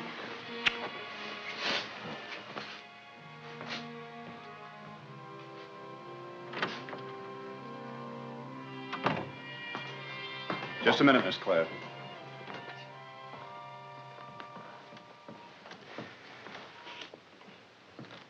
You're in love with Johnny, aren't you? I want to marry him. Why? Because Johnny's in a lot more trouble than he realizes. He's still in danger. Did you know that Milligan is part of the 10% Ring? Yes, Johnny met him in Tucson. Milligan was working for Shiloh Smith, kind of a big political J. Yes, I know, Mr. Smith. Do you have any idea why he would want to have Johnny killed? No. We bought a lottery ticket. Milligan tried to force Johnny to sell it to him. And when Johnny wouldn't, he drew his gun. Johnny killed him in self-defense. And that's the truth, Mr. Earp. I believe you. Well, I didn't think you would. Well, I do. Now, where do you have the ticket? You'd have to search me to find it. Well, I don't think I'll try that. Look, 3 men were killed because of their lottery ticket. Now, I suggest you hide yours in a safer place. I'll hide it real good. One more thing. Don't try to get Johnny out of here. But I promised him. Believe me, he wouldn't stay alive long if he was out.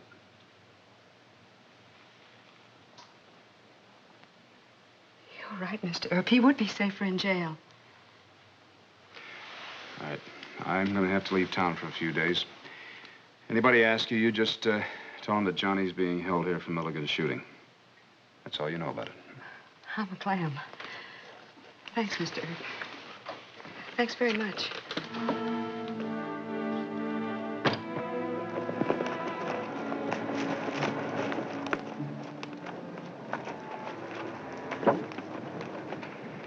I'll be in Tucson about sundown.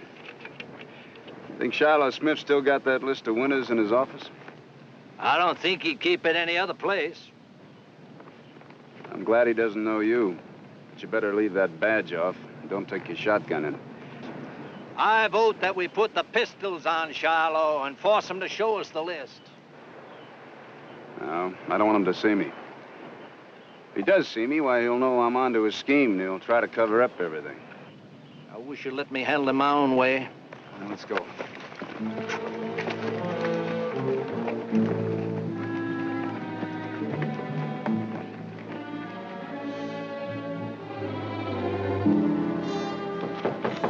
Yes? Well, what is it now?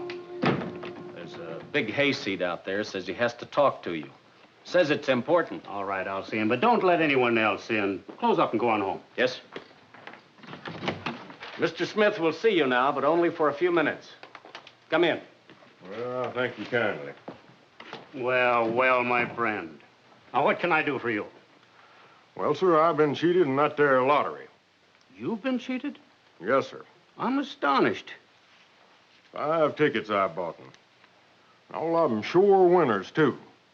Now, why ain't I been paid? Well, now, that's simple, Mr.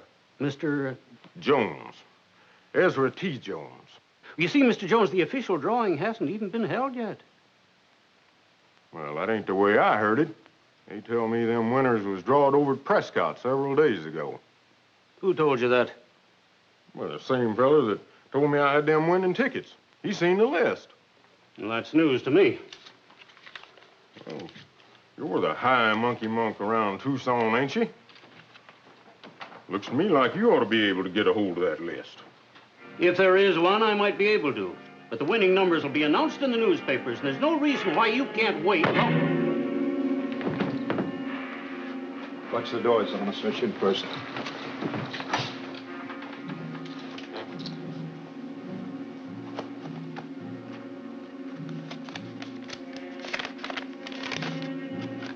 There it is.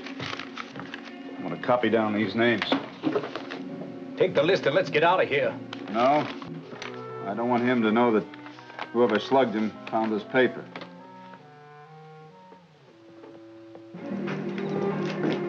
I told you you'd have it with him. I don't know about you two, but me and Roscoe are hightailing it out of here before that fella wakes up. What's the list of numbers from the big lottery? 690, 531, 875.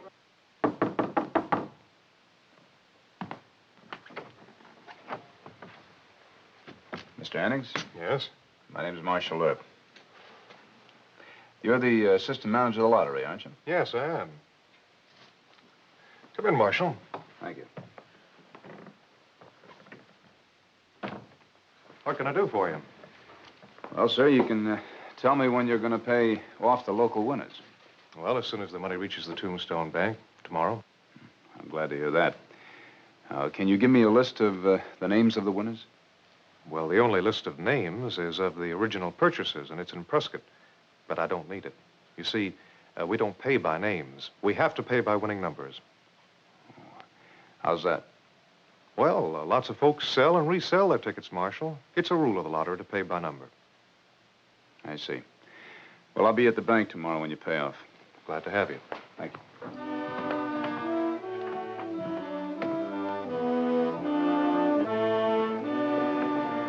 Mr. Earp? Mr. Earp? Howdy, Miss Fire. Johnny's ticket just won. I just saw the number at the newspaper. Congratulations to both of you. Oh, isn't it wonderful? Just imagine, $15,000. We can do anything we ever wanted to. Say, have you got that ticket safely hidden? Oh, yes, I have it in my room. Do you know Mr. Ross at the bank? Uh-huh. Well, you take that ticket and put it in an envelope and go over to Mr. Ross. Tell him I said that he should put it in the vault for you. Oh, all right. Oh, Mr. Earp, don't forget to tell Johnny the reason I can't get him out of jail. Well, after he hears about all that money, I don't think he'll mind staying in jail a night longer. No. Now, you go on and get that ticket.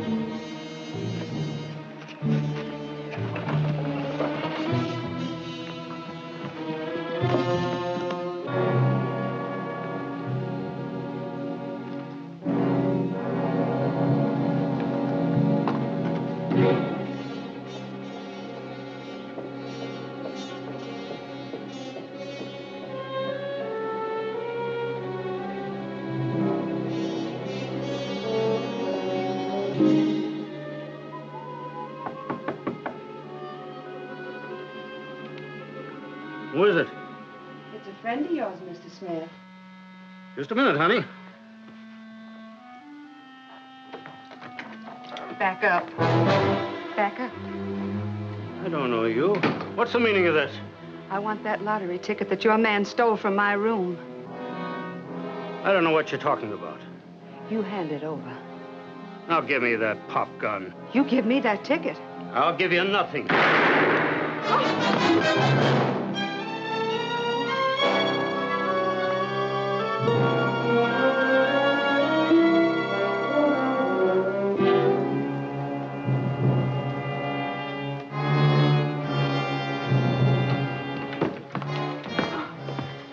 He took Johnny's ticket and he wouldn't give it back to me. See how bad he's hit.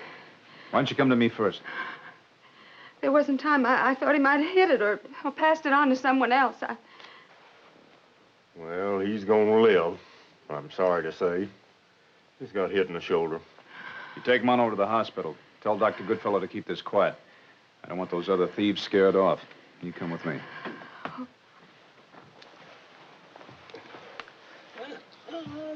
Okay, come on, Shiloh. You ain't hitting the legs. All right, break it up. Go on, break it up. There's nothing to look at. They all got homes to go to. Go to them.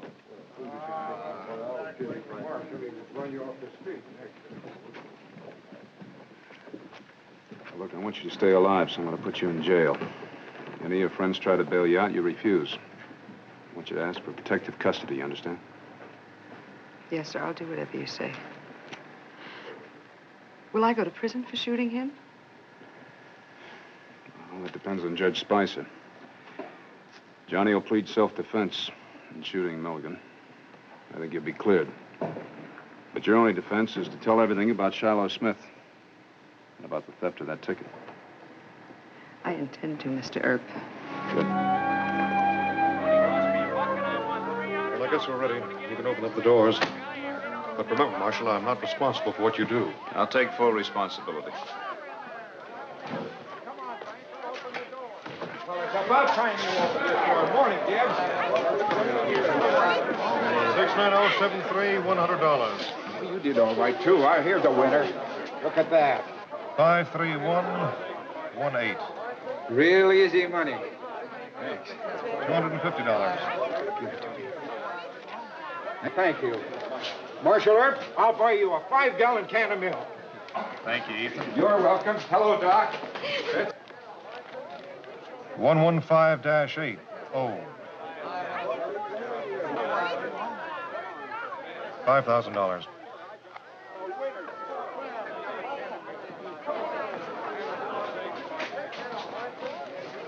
$875-19. $10,000. You men are under arrest. Hold it. Hey. Get over there. I ain't dying for Shiloh Smith. You better say that in court. Those tickets don't belong to you or Mr. Smith. They belong to 2 murdered men. Now go on. Let's go. I wish this trial was over. I wish I'd never bought that lottery ticket. Honey, how can you say that? $15,000? That'll take us anywhere we want to go. Clara, you talk like all we got to do is bow to that judge and then walk out of the courtroom. And then catch a boat for Paris or someplace. Oh, honey, what are you worried about? Marshal Earp said that you'd get off. And Shiloh Smith can't deny that he had that ticket stolen from my room. Soon as I tell the judge just how it happened. Yeah, honey, yeah, the court will turn us loose. Well? But then the 10% ring will kill us. You just don't understand, honey. You just don't understand, that's all. This lottery is big. It's bigger than you know. The whole territory's mixed up in it. Men are killed for the tickets, honey, before they're drawn. Shiloh knew my ticket would win. But Johnny, And if you say anything about anything in court, you and I are as good as buried. But Johnny, I'll go to jail. Well, look, maybe not, honey. Maybe not. He didn't die, you know. All right, Johnny, I'll do whatever you say. It just ain't fair. It ain't fair, that's all. The first chance we get, and it turns into worse than what we had before. Johnny, don't. I love you no matter what happens. Well, I love you too, Clara. More than you know. That's why you gotta do just exactly like I told you. All right. All right, Johnny. Johnny, time for your trial, son. Good luck, honey. And, Miss Claire, Marshal Earp won't see you before your trial starts, so if you please, we'll just wait out here.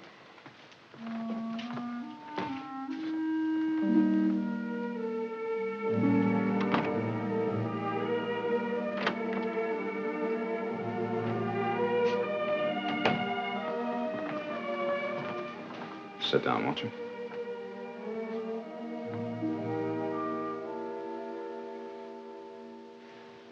I talked to Judge Spicer. I'd like to go over your testimony. I haven't got any testimony. You told me yesterday that That was yesterday.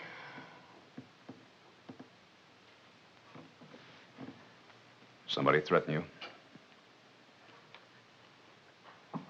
Look, Miss Clara, I have no proof without you. I need your testimony. And I need to stay alive. Well, I've thought about that. I'll bet you have. You win your case and Johnny and I'll go free. Only where are we going to go? We couldn't stay in Tombstone, and we'd never get out alive. I think you stand a good chance for acquittal. But my charges against Shiloh Smith are made. Johnny's being set free right now. And there is a way to leave Tombstone. They'll be watching the stage lines and the roads. How? I promised to get you out of town safely, Miss Clara. The rest is up to you. What's up to me? Whether you testify against Smith Now, I don't want to lose this case, but I can afford to lose it. I don't think you can afford to let me.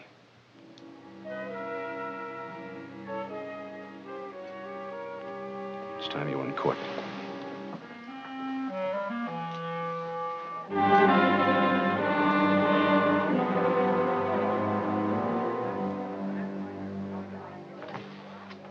I want this handled in my way, understand?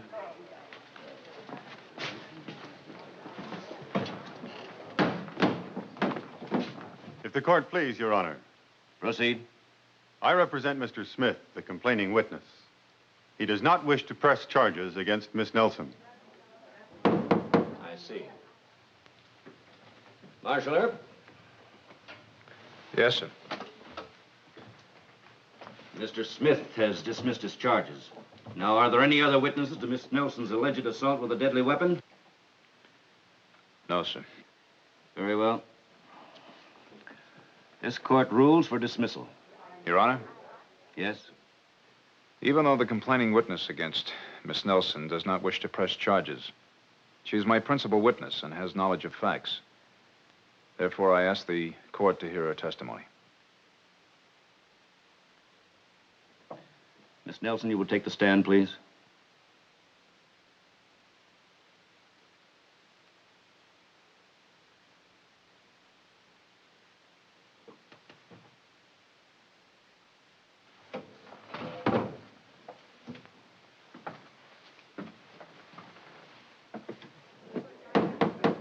Order. Continue, please. When I asked him to give me back Johnny's ticket, he wouldn't do it. I saw the man that hit me hand it to Mr. Smith, so I knew he had it. But then he started to rush me, and I was afraid if he got the gun, he'd kill me. So I shot him first. I see. What gave you this great fear of Mr. Smith? A man named Milligan who used to work for Mr. Smith at Tucson. He tried to rob Johnny of the same ticket, and that's when Johnny shot him in self-defense. Well, it would appear that Mr. Smith is guilty of suborning 2 felonies at least. The court rules that Mr. Smith be held without bond. You can't hang anything on me. That will do, sir. Marshal? Sit down. Miss Nelson, the court must hold you as a material witness against Smith. You mean I don't have to go to prison? Well, a citizen who tells the truth when she doesn't have to deserves the court's consideration. This court is adjourned.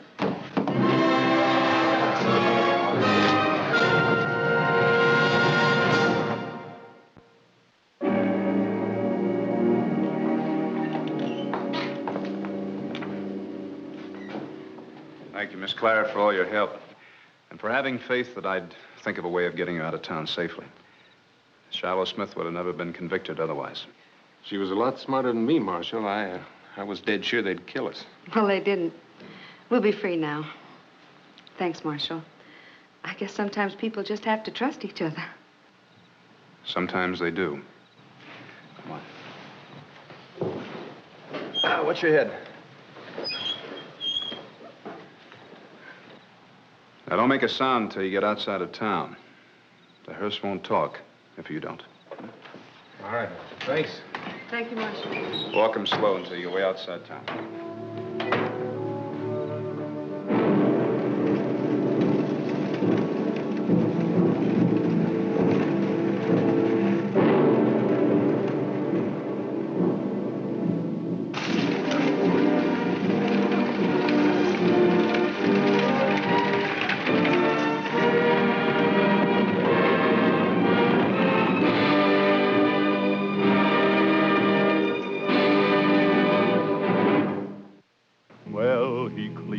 The country, the old Wild West country, he made law and order prevail.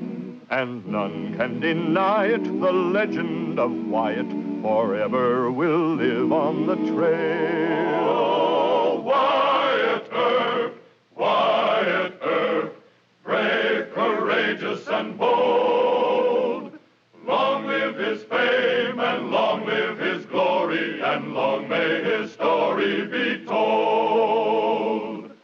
Long may his story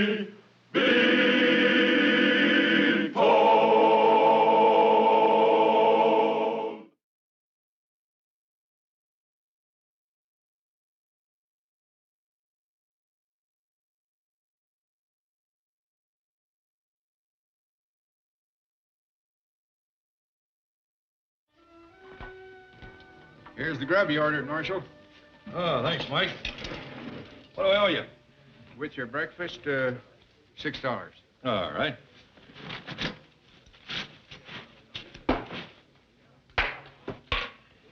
What are you John Laws doing? Using canvas straps instead of handcuffs now? No, Mike. That's a straitjacket. I had to take a poor fellow to a special hospital today. Straitjacket? How does it work? Well, here. I'll show you. Now, you put your arms through there. Here. Try it on. Oh, no, not me. Here, you. How about you? Try it on. Hey, what are you trying to do? No.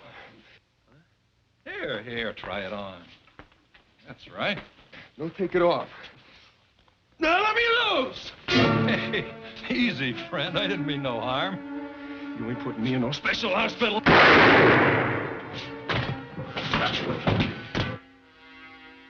Don't anybody lay a hand on me. Cully, what have you done? I ain't going to no special hospital. Come on. We're getting out of here. And don't anybody try following us. Oh, Wyatt Earp, brave, courageous, and bold. Long live his fame, and long live his glory, and long may his story be told. The Life and Legend of Wyatt Earp, starring Hugh O'Brien. In 1881, treatment of the mentally ill was unheard of, and the law seldom recognized insanity as an excuse for defendants charged with crime. Thus, when Wyatt attempted to help the outlawed Dre brothers, he risked his job and his life. Trouble? Yeah. Marshal Pritchard got shot in Charleston. Dr. Goodfellow's bringing him in for surgery. Is he hit bad? Yeah, it'd be a miracle if he lives. Who shot him? Stranger, first name McCulley. Travels with his brother. It sounds familiar. Yeah, it does, don't it? I knew it. Dave, Cully, Dre. Wanted by the Texas Rangers. Must be pretty good with a gun if they wounded 2 Texas Rangers. Look, while I'm talking to Dr. Goodfellow, you get loaded up for the trail, huh? Right.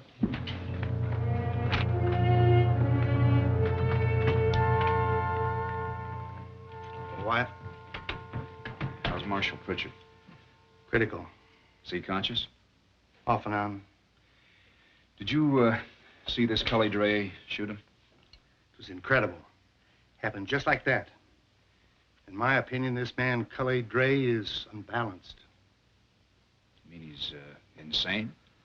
Well, I couldn't diagnose without examining him, but from what I saw, I believe he's suffering from some kind of brain injury. Well, how would you tell that? The classic symptoms of brain injury are muscular weakness, foot-dragging gait, blinding headaches, and outbursts of hysterical behavior. Now, if Cully Dre fits this pattern, he's not responsible for his actions.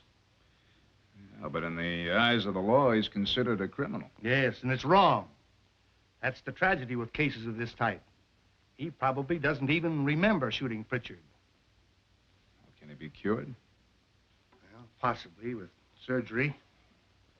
Doc, if I brought him to you, would you help him? Oh, of course I would. I'll bring him to you. Wyatt, be careful. In his condition, Cully Dre is more dangerous than any gunslinger you've ever faced.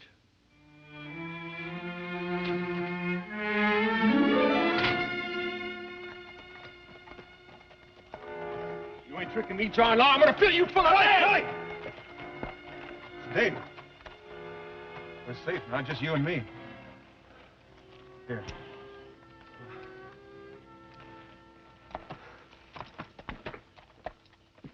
Now, wait a minute, Wyatt. You've got to listen to me. I'm not going to let the two of you go after the Dre brothers alone. I do what Wyatt tells me, Mr. Mayor. The minute I found out they were wanted by the Texas Rangers, I telegraphed their headquarters, and I just got their answer. Now, you listen to this. Use all force available to capture Cully and Dave Dre, dead or alive. If latter, hold for extradition. Here, look at it yourself, White. Our posse can track them down in no time.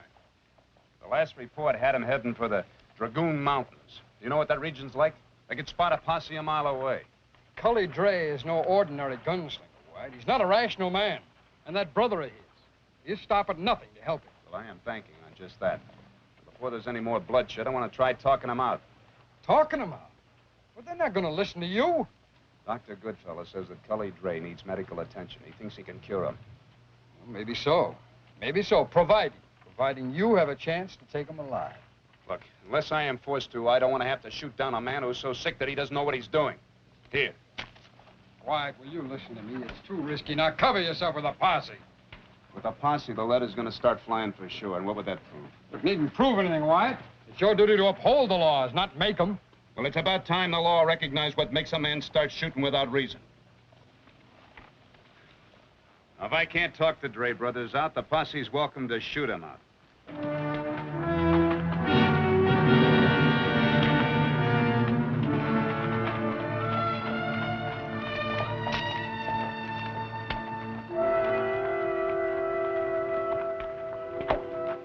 Get down, Cully.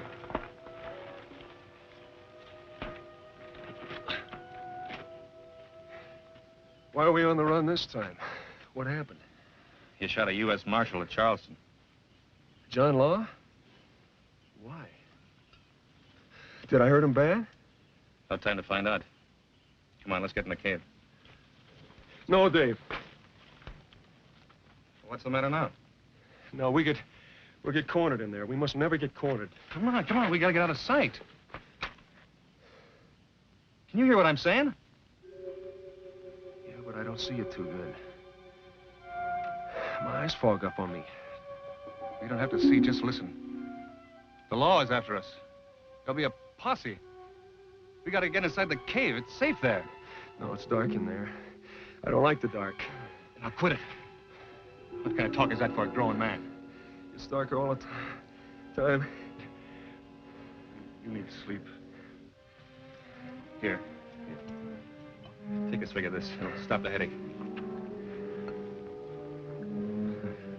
That's enough. That's enough. We gotta make it last. Gotta make it last.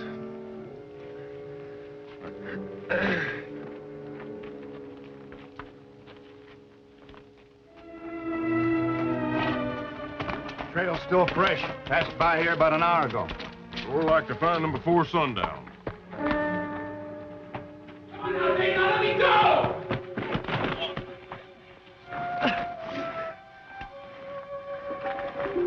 Can't you stay put? It's too dark in there. All right, all right. Quit your jabbering.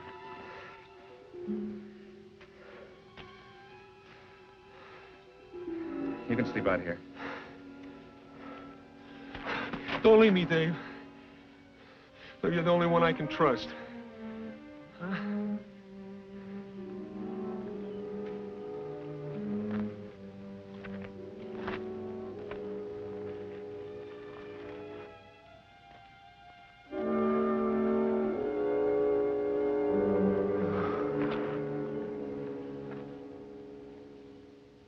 Is it always going to be like this, Dave? I guess so. No! Hush up!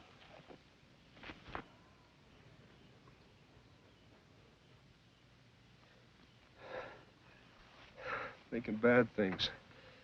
I'm all the time thinking bad things.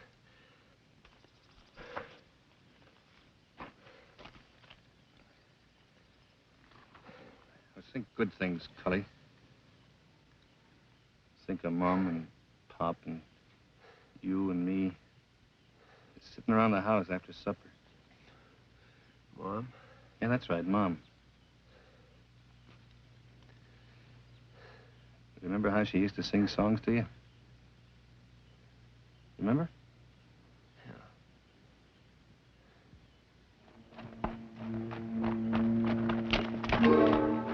I doubled back.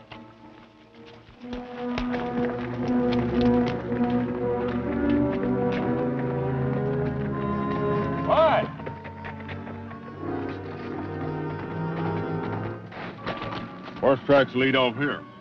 Yeah, that's cave country. Should have figured that's where they'd be headed.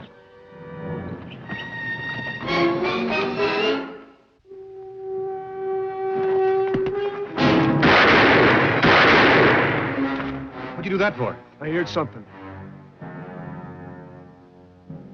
You were dreaming. Pump them up yonder. Still think we can talk them out?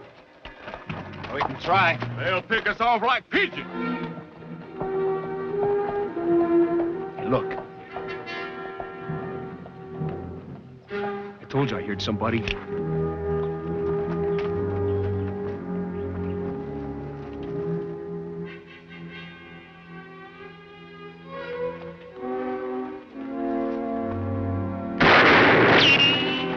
That's doing it.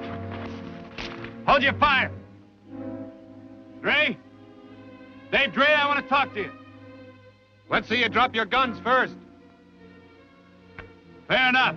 No one. Do as he says.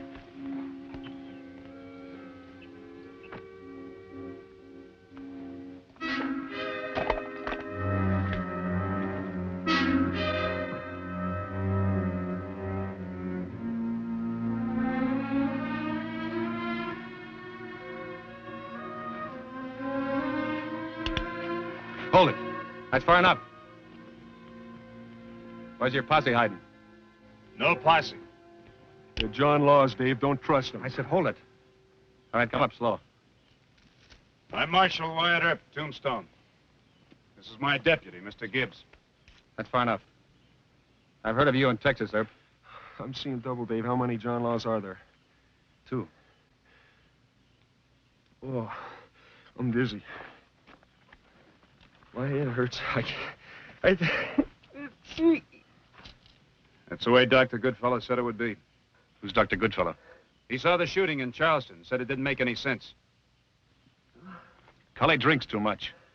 According to Dr. Goodfellow, that's not all that's wrong with him. Yeah? Has he ever been hurt? Hit over the head with a gun barrel, creased by a bullet, maybe? Why would a John Law be asking questions like that? Because he's trying to help you. Oh!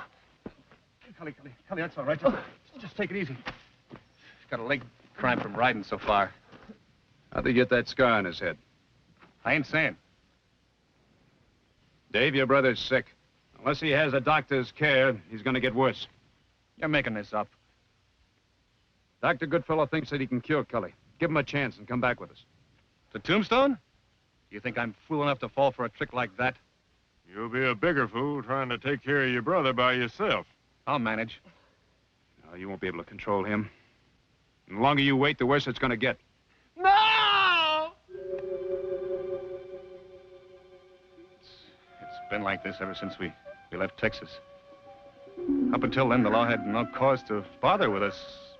We were working, saving money, planning to get our own spread.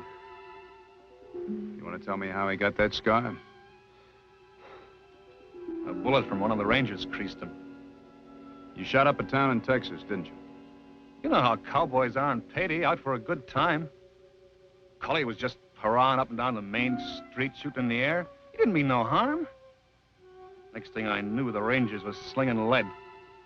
When I saw Cully start bleeding, we shot our way out, and we've been running ever since. And you're going to keep right on running until it's too late. Until Cully kills 3, 4, 5 men. Is that the way you want it to end? Suppose that marshal he shot don't pull through. No matter what the doctor says, they'll have Cully swinging at the end of a rope. The law means justice. And I say no court can punish a man for a crime he committed when he was out of his head. Davy. Davy. All right, Herb. Bring the doctor back with you. Alone. You'd be better off in Tombstone. It's my way or nothing. You give me your word you'll be here when we get back? We'll wait till sunup. Agreed. You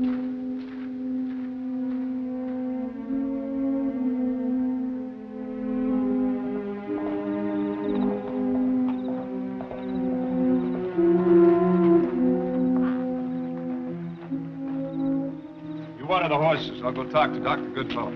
All right. I'm sorry, Wyatt. I couldn't go with you even if I wanted to. Marshal Pritchard's still not out of danger. Needs a lung tap every hour. Can't you persuade Dave to bring his brother here? Not a chance. If I'm not back there by sunup, they'll be long gone. Well, Clum will insist you take a posse with you this time. Yeah, and that'll mean gunplay. Well, you have no choice. The town's been on edge all day. If you don't bring the drays back, the posse will. Well, what are you going to do? I don't know.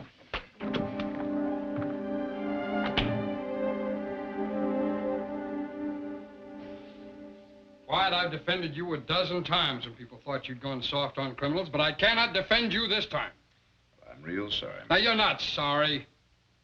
You won't tell me where the Dre brothers are hiding, and you went out there and made an unauthorized deal with them, and it's your duty to bring them in. All right, I'll arrest him. But you keep that posse out of it. I'm not going to make you any promises, Wyatt. I got another telegram from the Texas Rangers, and they're sending a man here. The safety committee is ready to ride. Yeah, I know. I saw him milling around outside. You still think you can bring the Dre brothers in, huh? No, not with a posse. It's simple enough to start shooting, but that isn't going to help the cause for justice. Now, you do believe in justice, don't you? Now, you know I do. All right, then. You send the vigilantes on home, and you let me handle the Dre brothers alone. Wyatt, you're making a mistake. Bad mistake. Mr. Gibbs?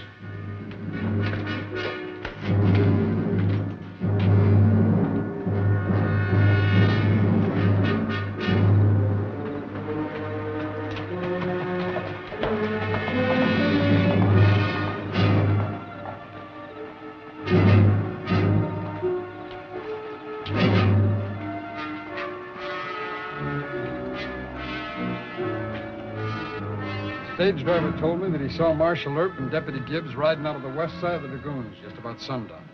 I think the men we want are holed up out there. Well, we'll give them a half-hour start this time, and we'll trail them. All right, men, see to your horses.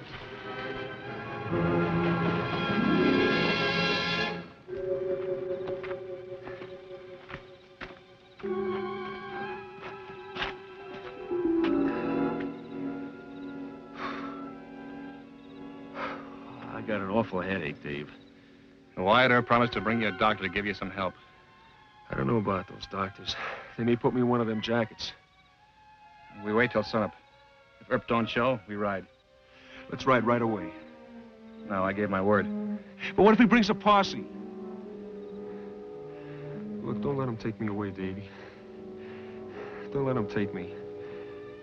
No, I won't. Why don't you go back in and get some more rest?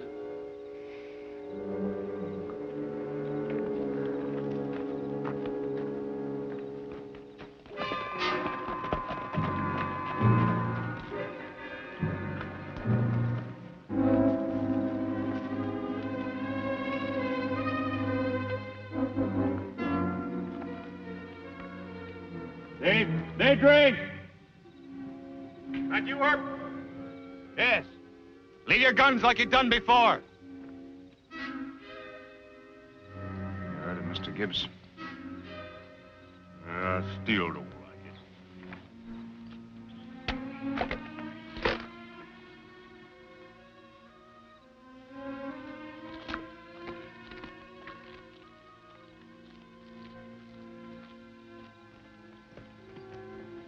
Where's the doctor? He couldn't come. He's trying to keep Marshal Pritchard alive. Who's Pritchard? Man you shot in Charleston. Your brother knows. Dr. Goodfellow, try and help Cully if you come back to Tombstone. That wasn't the deal. We're riding. Cully, fetch the horses. You'll never make it, Dave. We'll make it. Maybe you, but not Cully. He'll die from his sickness. I won't let him die. He's my brother. Dave, come back to Tombstone. Let Dr. Goodfellow try and help him. If he proves he's sick, he'll back me up in court. What about me? You'll have to go to jail to save your brother's life. Hey, Dave! You lied to me. I didn't order that posse. Come on, let's get out of here. The law will find you no matter where you go. Give yourself up, Dave. Don't listen to him. It's a trick. They're gonna kill you and put me away for the rest of my life. It's your last chance to help your brother.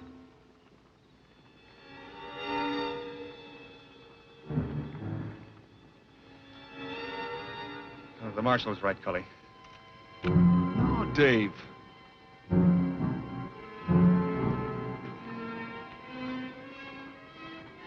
not gonna get you. And they're not gonna get me either. What? No, Cully!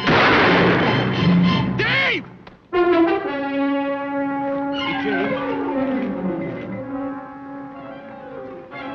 I didn't mean it.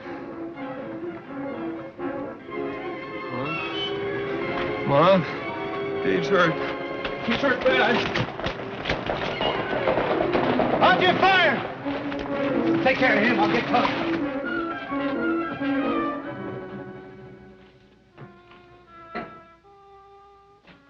Cully!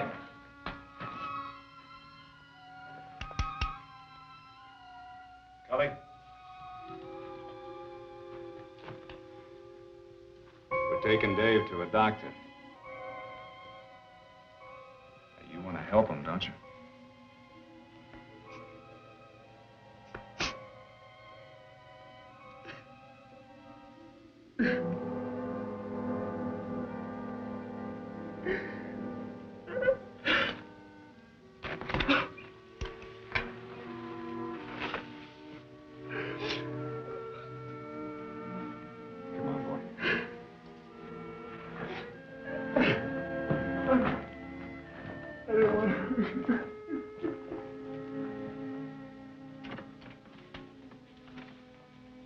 What is it, Doc? It's a brain abscess under the skull where that bullet creased him. I'll have to operate. Better get ready to help. Yes. Marshal? If I know my brother, he's scared. Mighty scared. And when he gets that way, he needs me awful bad. Sure. Thank you. Go on, Dr. Goodfellow. And because of Cully Dre's brain injury, he was not responsible for his actions at the time that he shot Marshal Pritchard.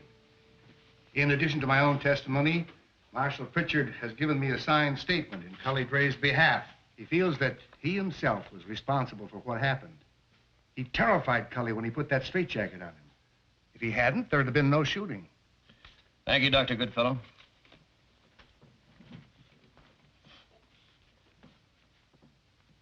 The court recognizes the marshal's request that the defendant not be prosecuted.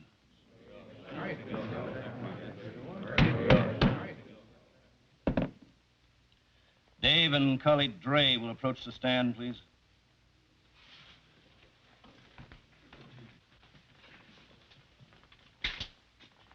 You both realize the seriousness of the charges against you. Under ordinary circumstances, you would have been shot down by a posse, or captured, tried, and on the face of the evidence, been convicted of assault. But due to Marshal Earp's belief and dedication to the true meaning of justice and his plea on your behalf, the court feels duty-bound to reevaluate the law.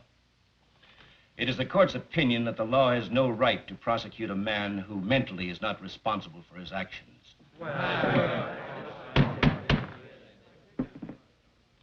Accordingly, I hereby exonerate Mr. Cully Dre of the charges against him.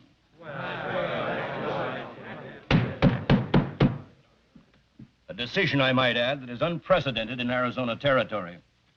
However, the incident that precipitated this unfortunate series of events, the hurrahing of a town in Texas, resulted in the wounding of 2 rangers. Now, this is still on both your records. Therefore, I remand you to the custody of the Texas Rangers, with my recommendation for leniency. This court is adjourned.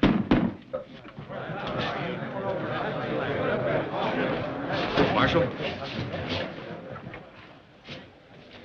Thank you. Don't thank me. Thank the law. See what I told you, Cully? He kept his word, didn't he? I reckon I didn't understand much before, mister, but I do now. Thank you, sir, for keeping your word. You take good care of him, Ranger.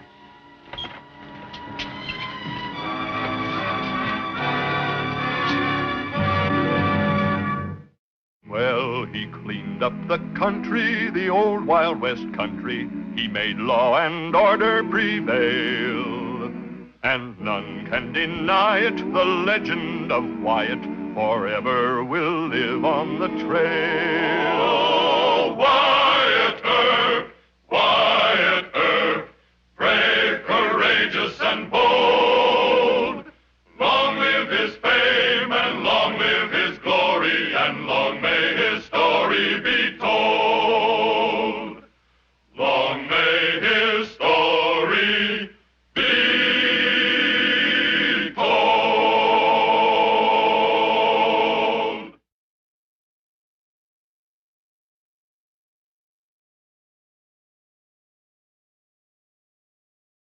ভালোবাসা সুন্দর, ভালোবাসাও সুন্দর। মানুষ নিজের অজান্তেই ভালোবেসে ফেলে।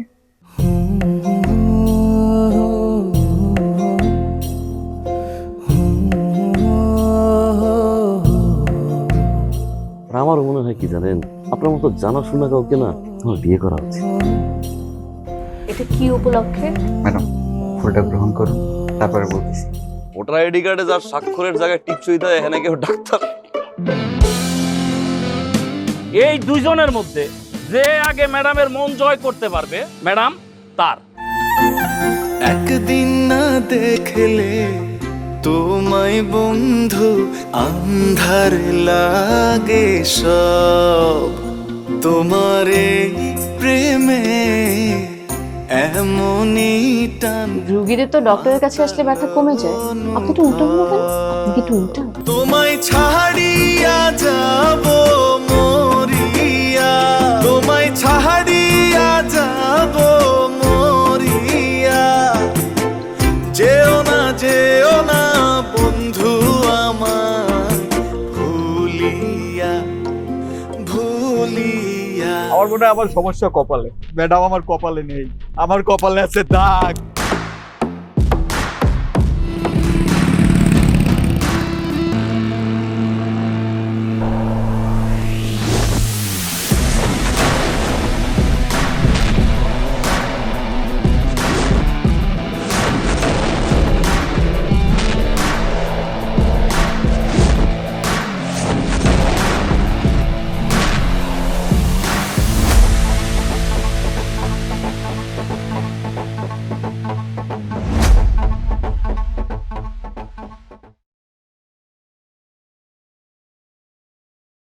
Con đau vậy?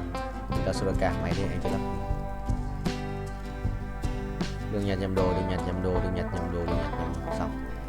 Có đủ đồ này. Chả có nằm gì đấy, có ấn gì à? Ấn gì đấy? Ấn thần thoại, ấn sử ra. Trốn nóng. Trốn khó. 400 củ đấy. Vì có phần nữa là 531 củ. Tiền perfect. Perfect. Mini code 416 lap. Qua 400 lap rồi. Rồi.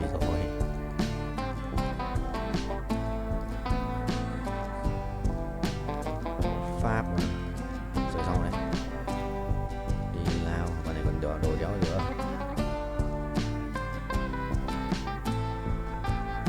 Còn áo đạp phép không? Sắt thương phép này. Sắt 500 sắt thương phép này. Con này phun sắt thương phép này. Ok. Làm đéo có gì. Là còn một cái kiểu có đồ nó đéo. Ok, xong. Cái ai đây? Ba cái thằng kia. Bạn kia có lắc thì sự láo đấy.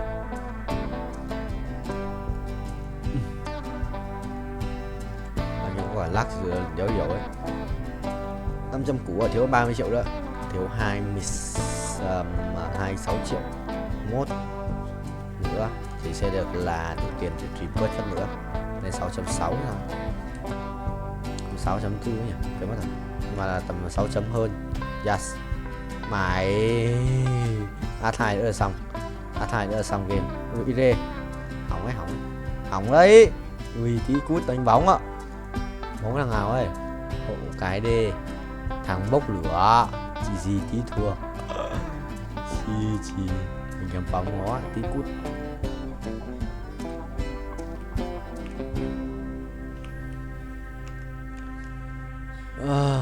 Cho thêm máu à? 19 thì làm chi? Giờ mình phải thắng hoặc mình cút một trong hai thằng này.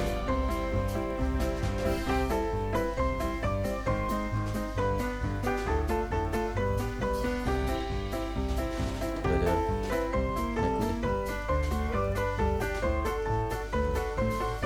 Đéo được, vẫn đéo đủ. Đéo ra át này. Thằng này cầm 2 con át.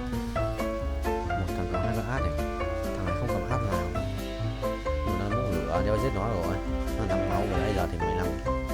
Nó một chết thì mình chỉ chết.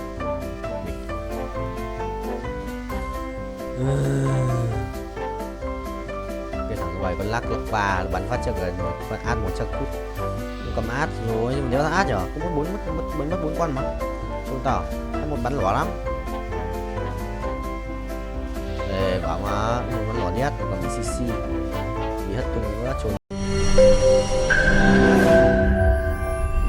তোমাকে 15 লাখ টাকাই দিতে হবে। তুমি যদি দিতে না পারো তোমার বাবাকে কল দাও। তোমার যত জমি জিরাত বাড়িতে যা যা আছে এগুলো বেচা হইলেও তোমরা আমাদের টাকা পাই পাই করে শোধ করবা।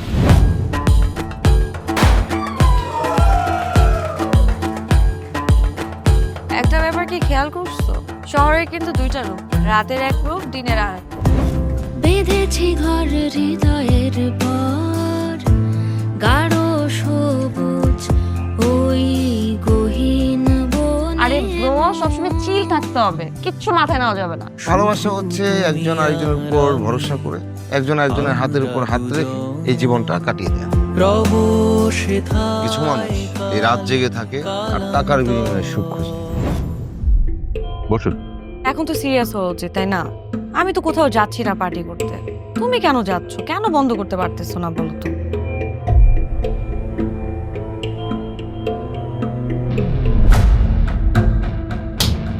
কার যে কোথায় সুখ সেটা তার প্রিয় মানুষটাও কখনো জানতে পারে না। পাশাপাশি তবু যাচ্ছি বিপরীতে, কাছাকাছি তবু যাচ্ছি বহু দূরে। Hi, you look good. Thank you.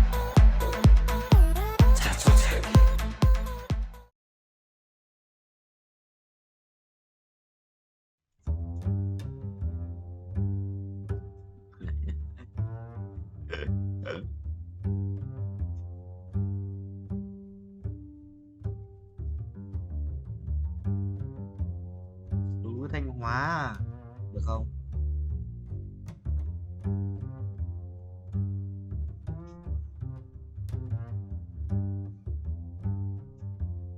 Quý à?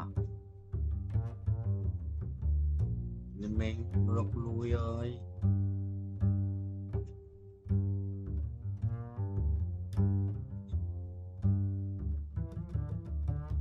AD AD AD AD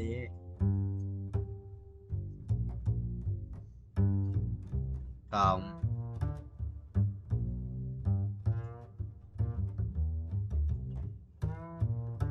flexible à?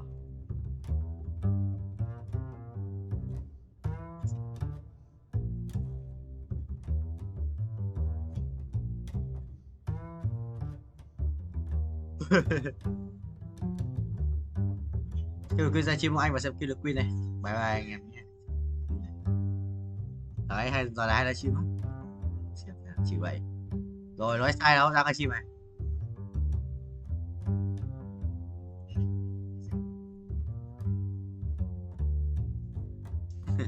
Ai trở lại em mới F5D à? Cường ô. Biểu hiện gì này? Ôi rồi, đây à?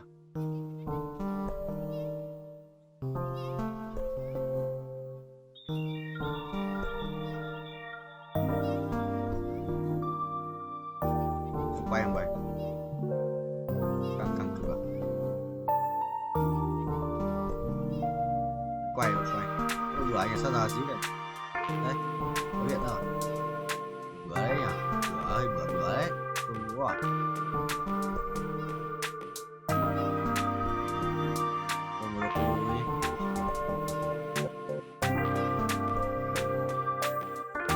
Làm chi tay bố đèn làm cái chuột nó đi em làm chi tay đẹp.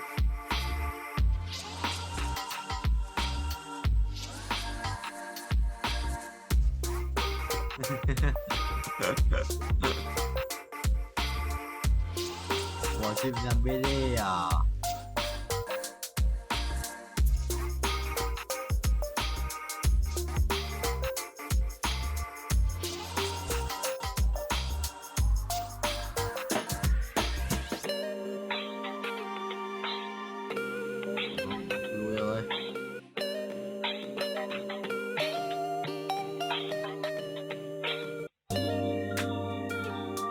Ba với bố.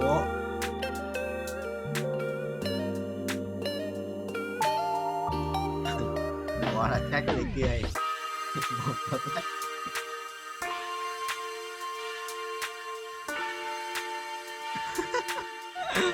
Quần đầu lách bách đầu lờ.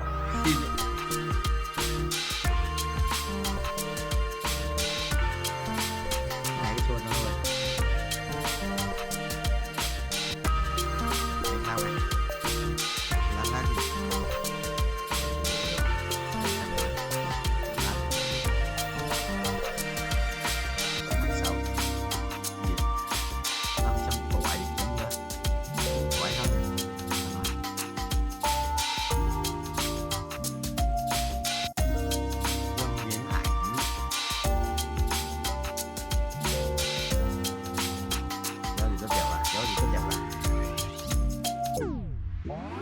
What you could. Ui, quá.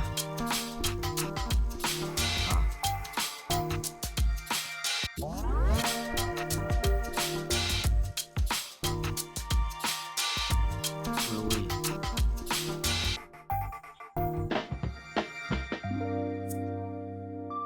Bao câu sang ấy, Sương. Tao.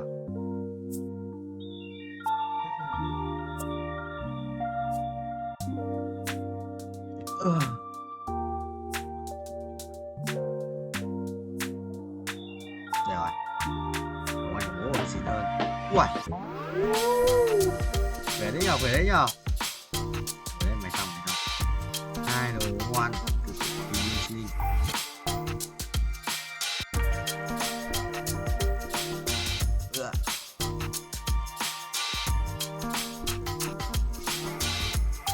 Vừa mới ảnh bên kia. Mà mình cũng sắp chết rồi mà, mình đéo xả tiền thôi, hai con này lên thì nó sẽ 6 ra chứ, lên 6 rồi thì bình thường đấy.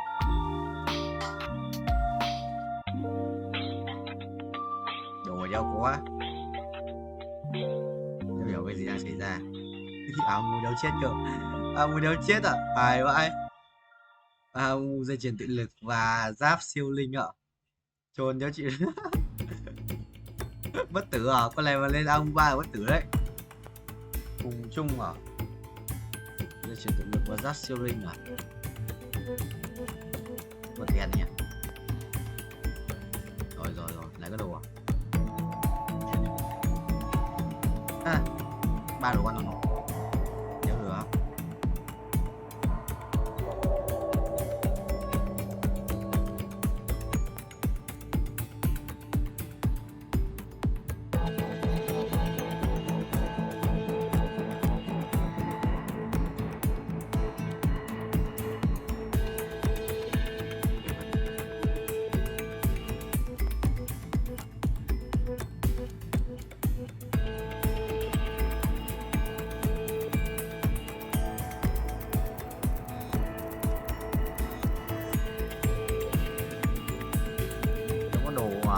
Hai con đánh tam chính nhóc đồ luôn. Mà mua đéo chết, mua 2 chị em nhiều bất tử đấy. Ông còn đã gần như là đéo chết rồi. Nó vẫn hồi máu luôn, mất bao nhiêu anh. Bất tử broccoli ơi. Bất tử broccoli ơi.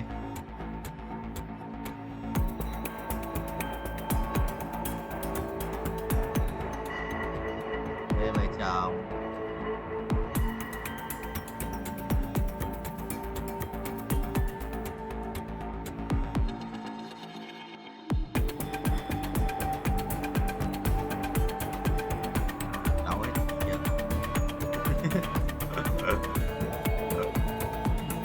À.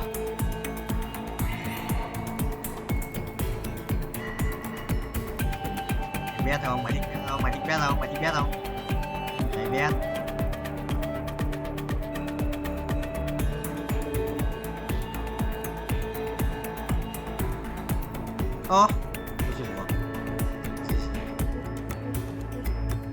Chắc à. Hy vọng thì làm gì rồi để thất vọng qua. Hy vọng nhiều thì thất vọng nhiều. Hy vọng nhiều thất vọng nhiều. Nhanh này. Nhiều đồ quá.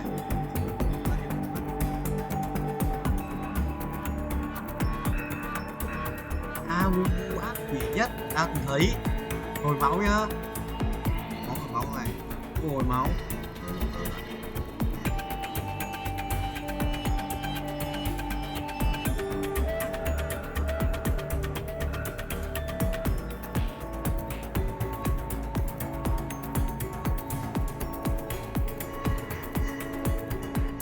Tại lích nè. Thật sự chưa?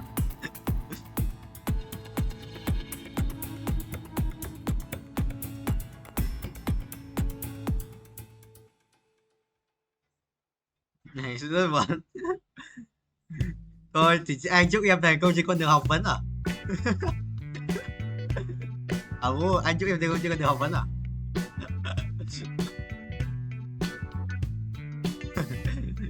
Cái sự sỉ nhục không? Không cố được 0.5 quá à?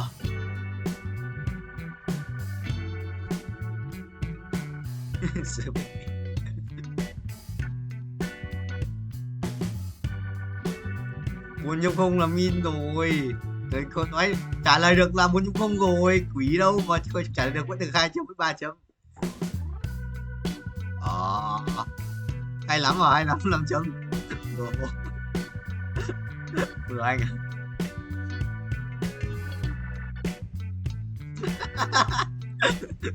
Thật chưa?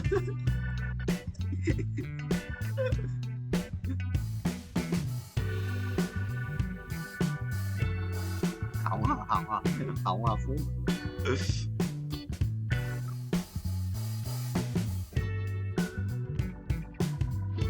Thế giờ vẫn thành chơi mà. Đâu có thành chơi mà Quang. Ai à.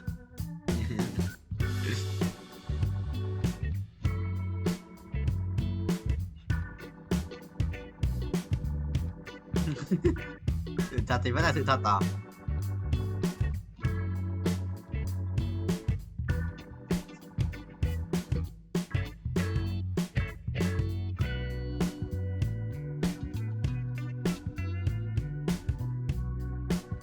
Sao vậy? Cái gì? Phải chưa? À, đi tù. Mày đi tù. Gì? Mày đi tù. Nó mày đi tù.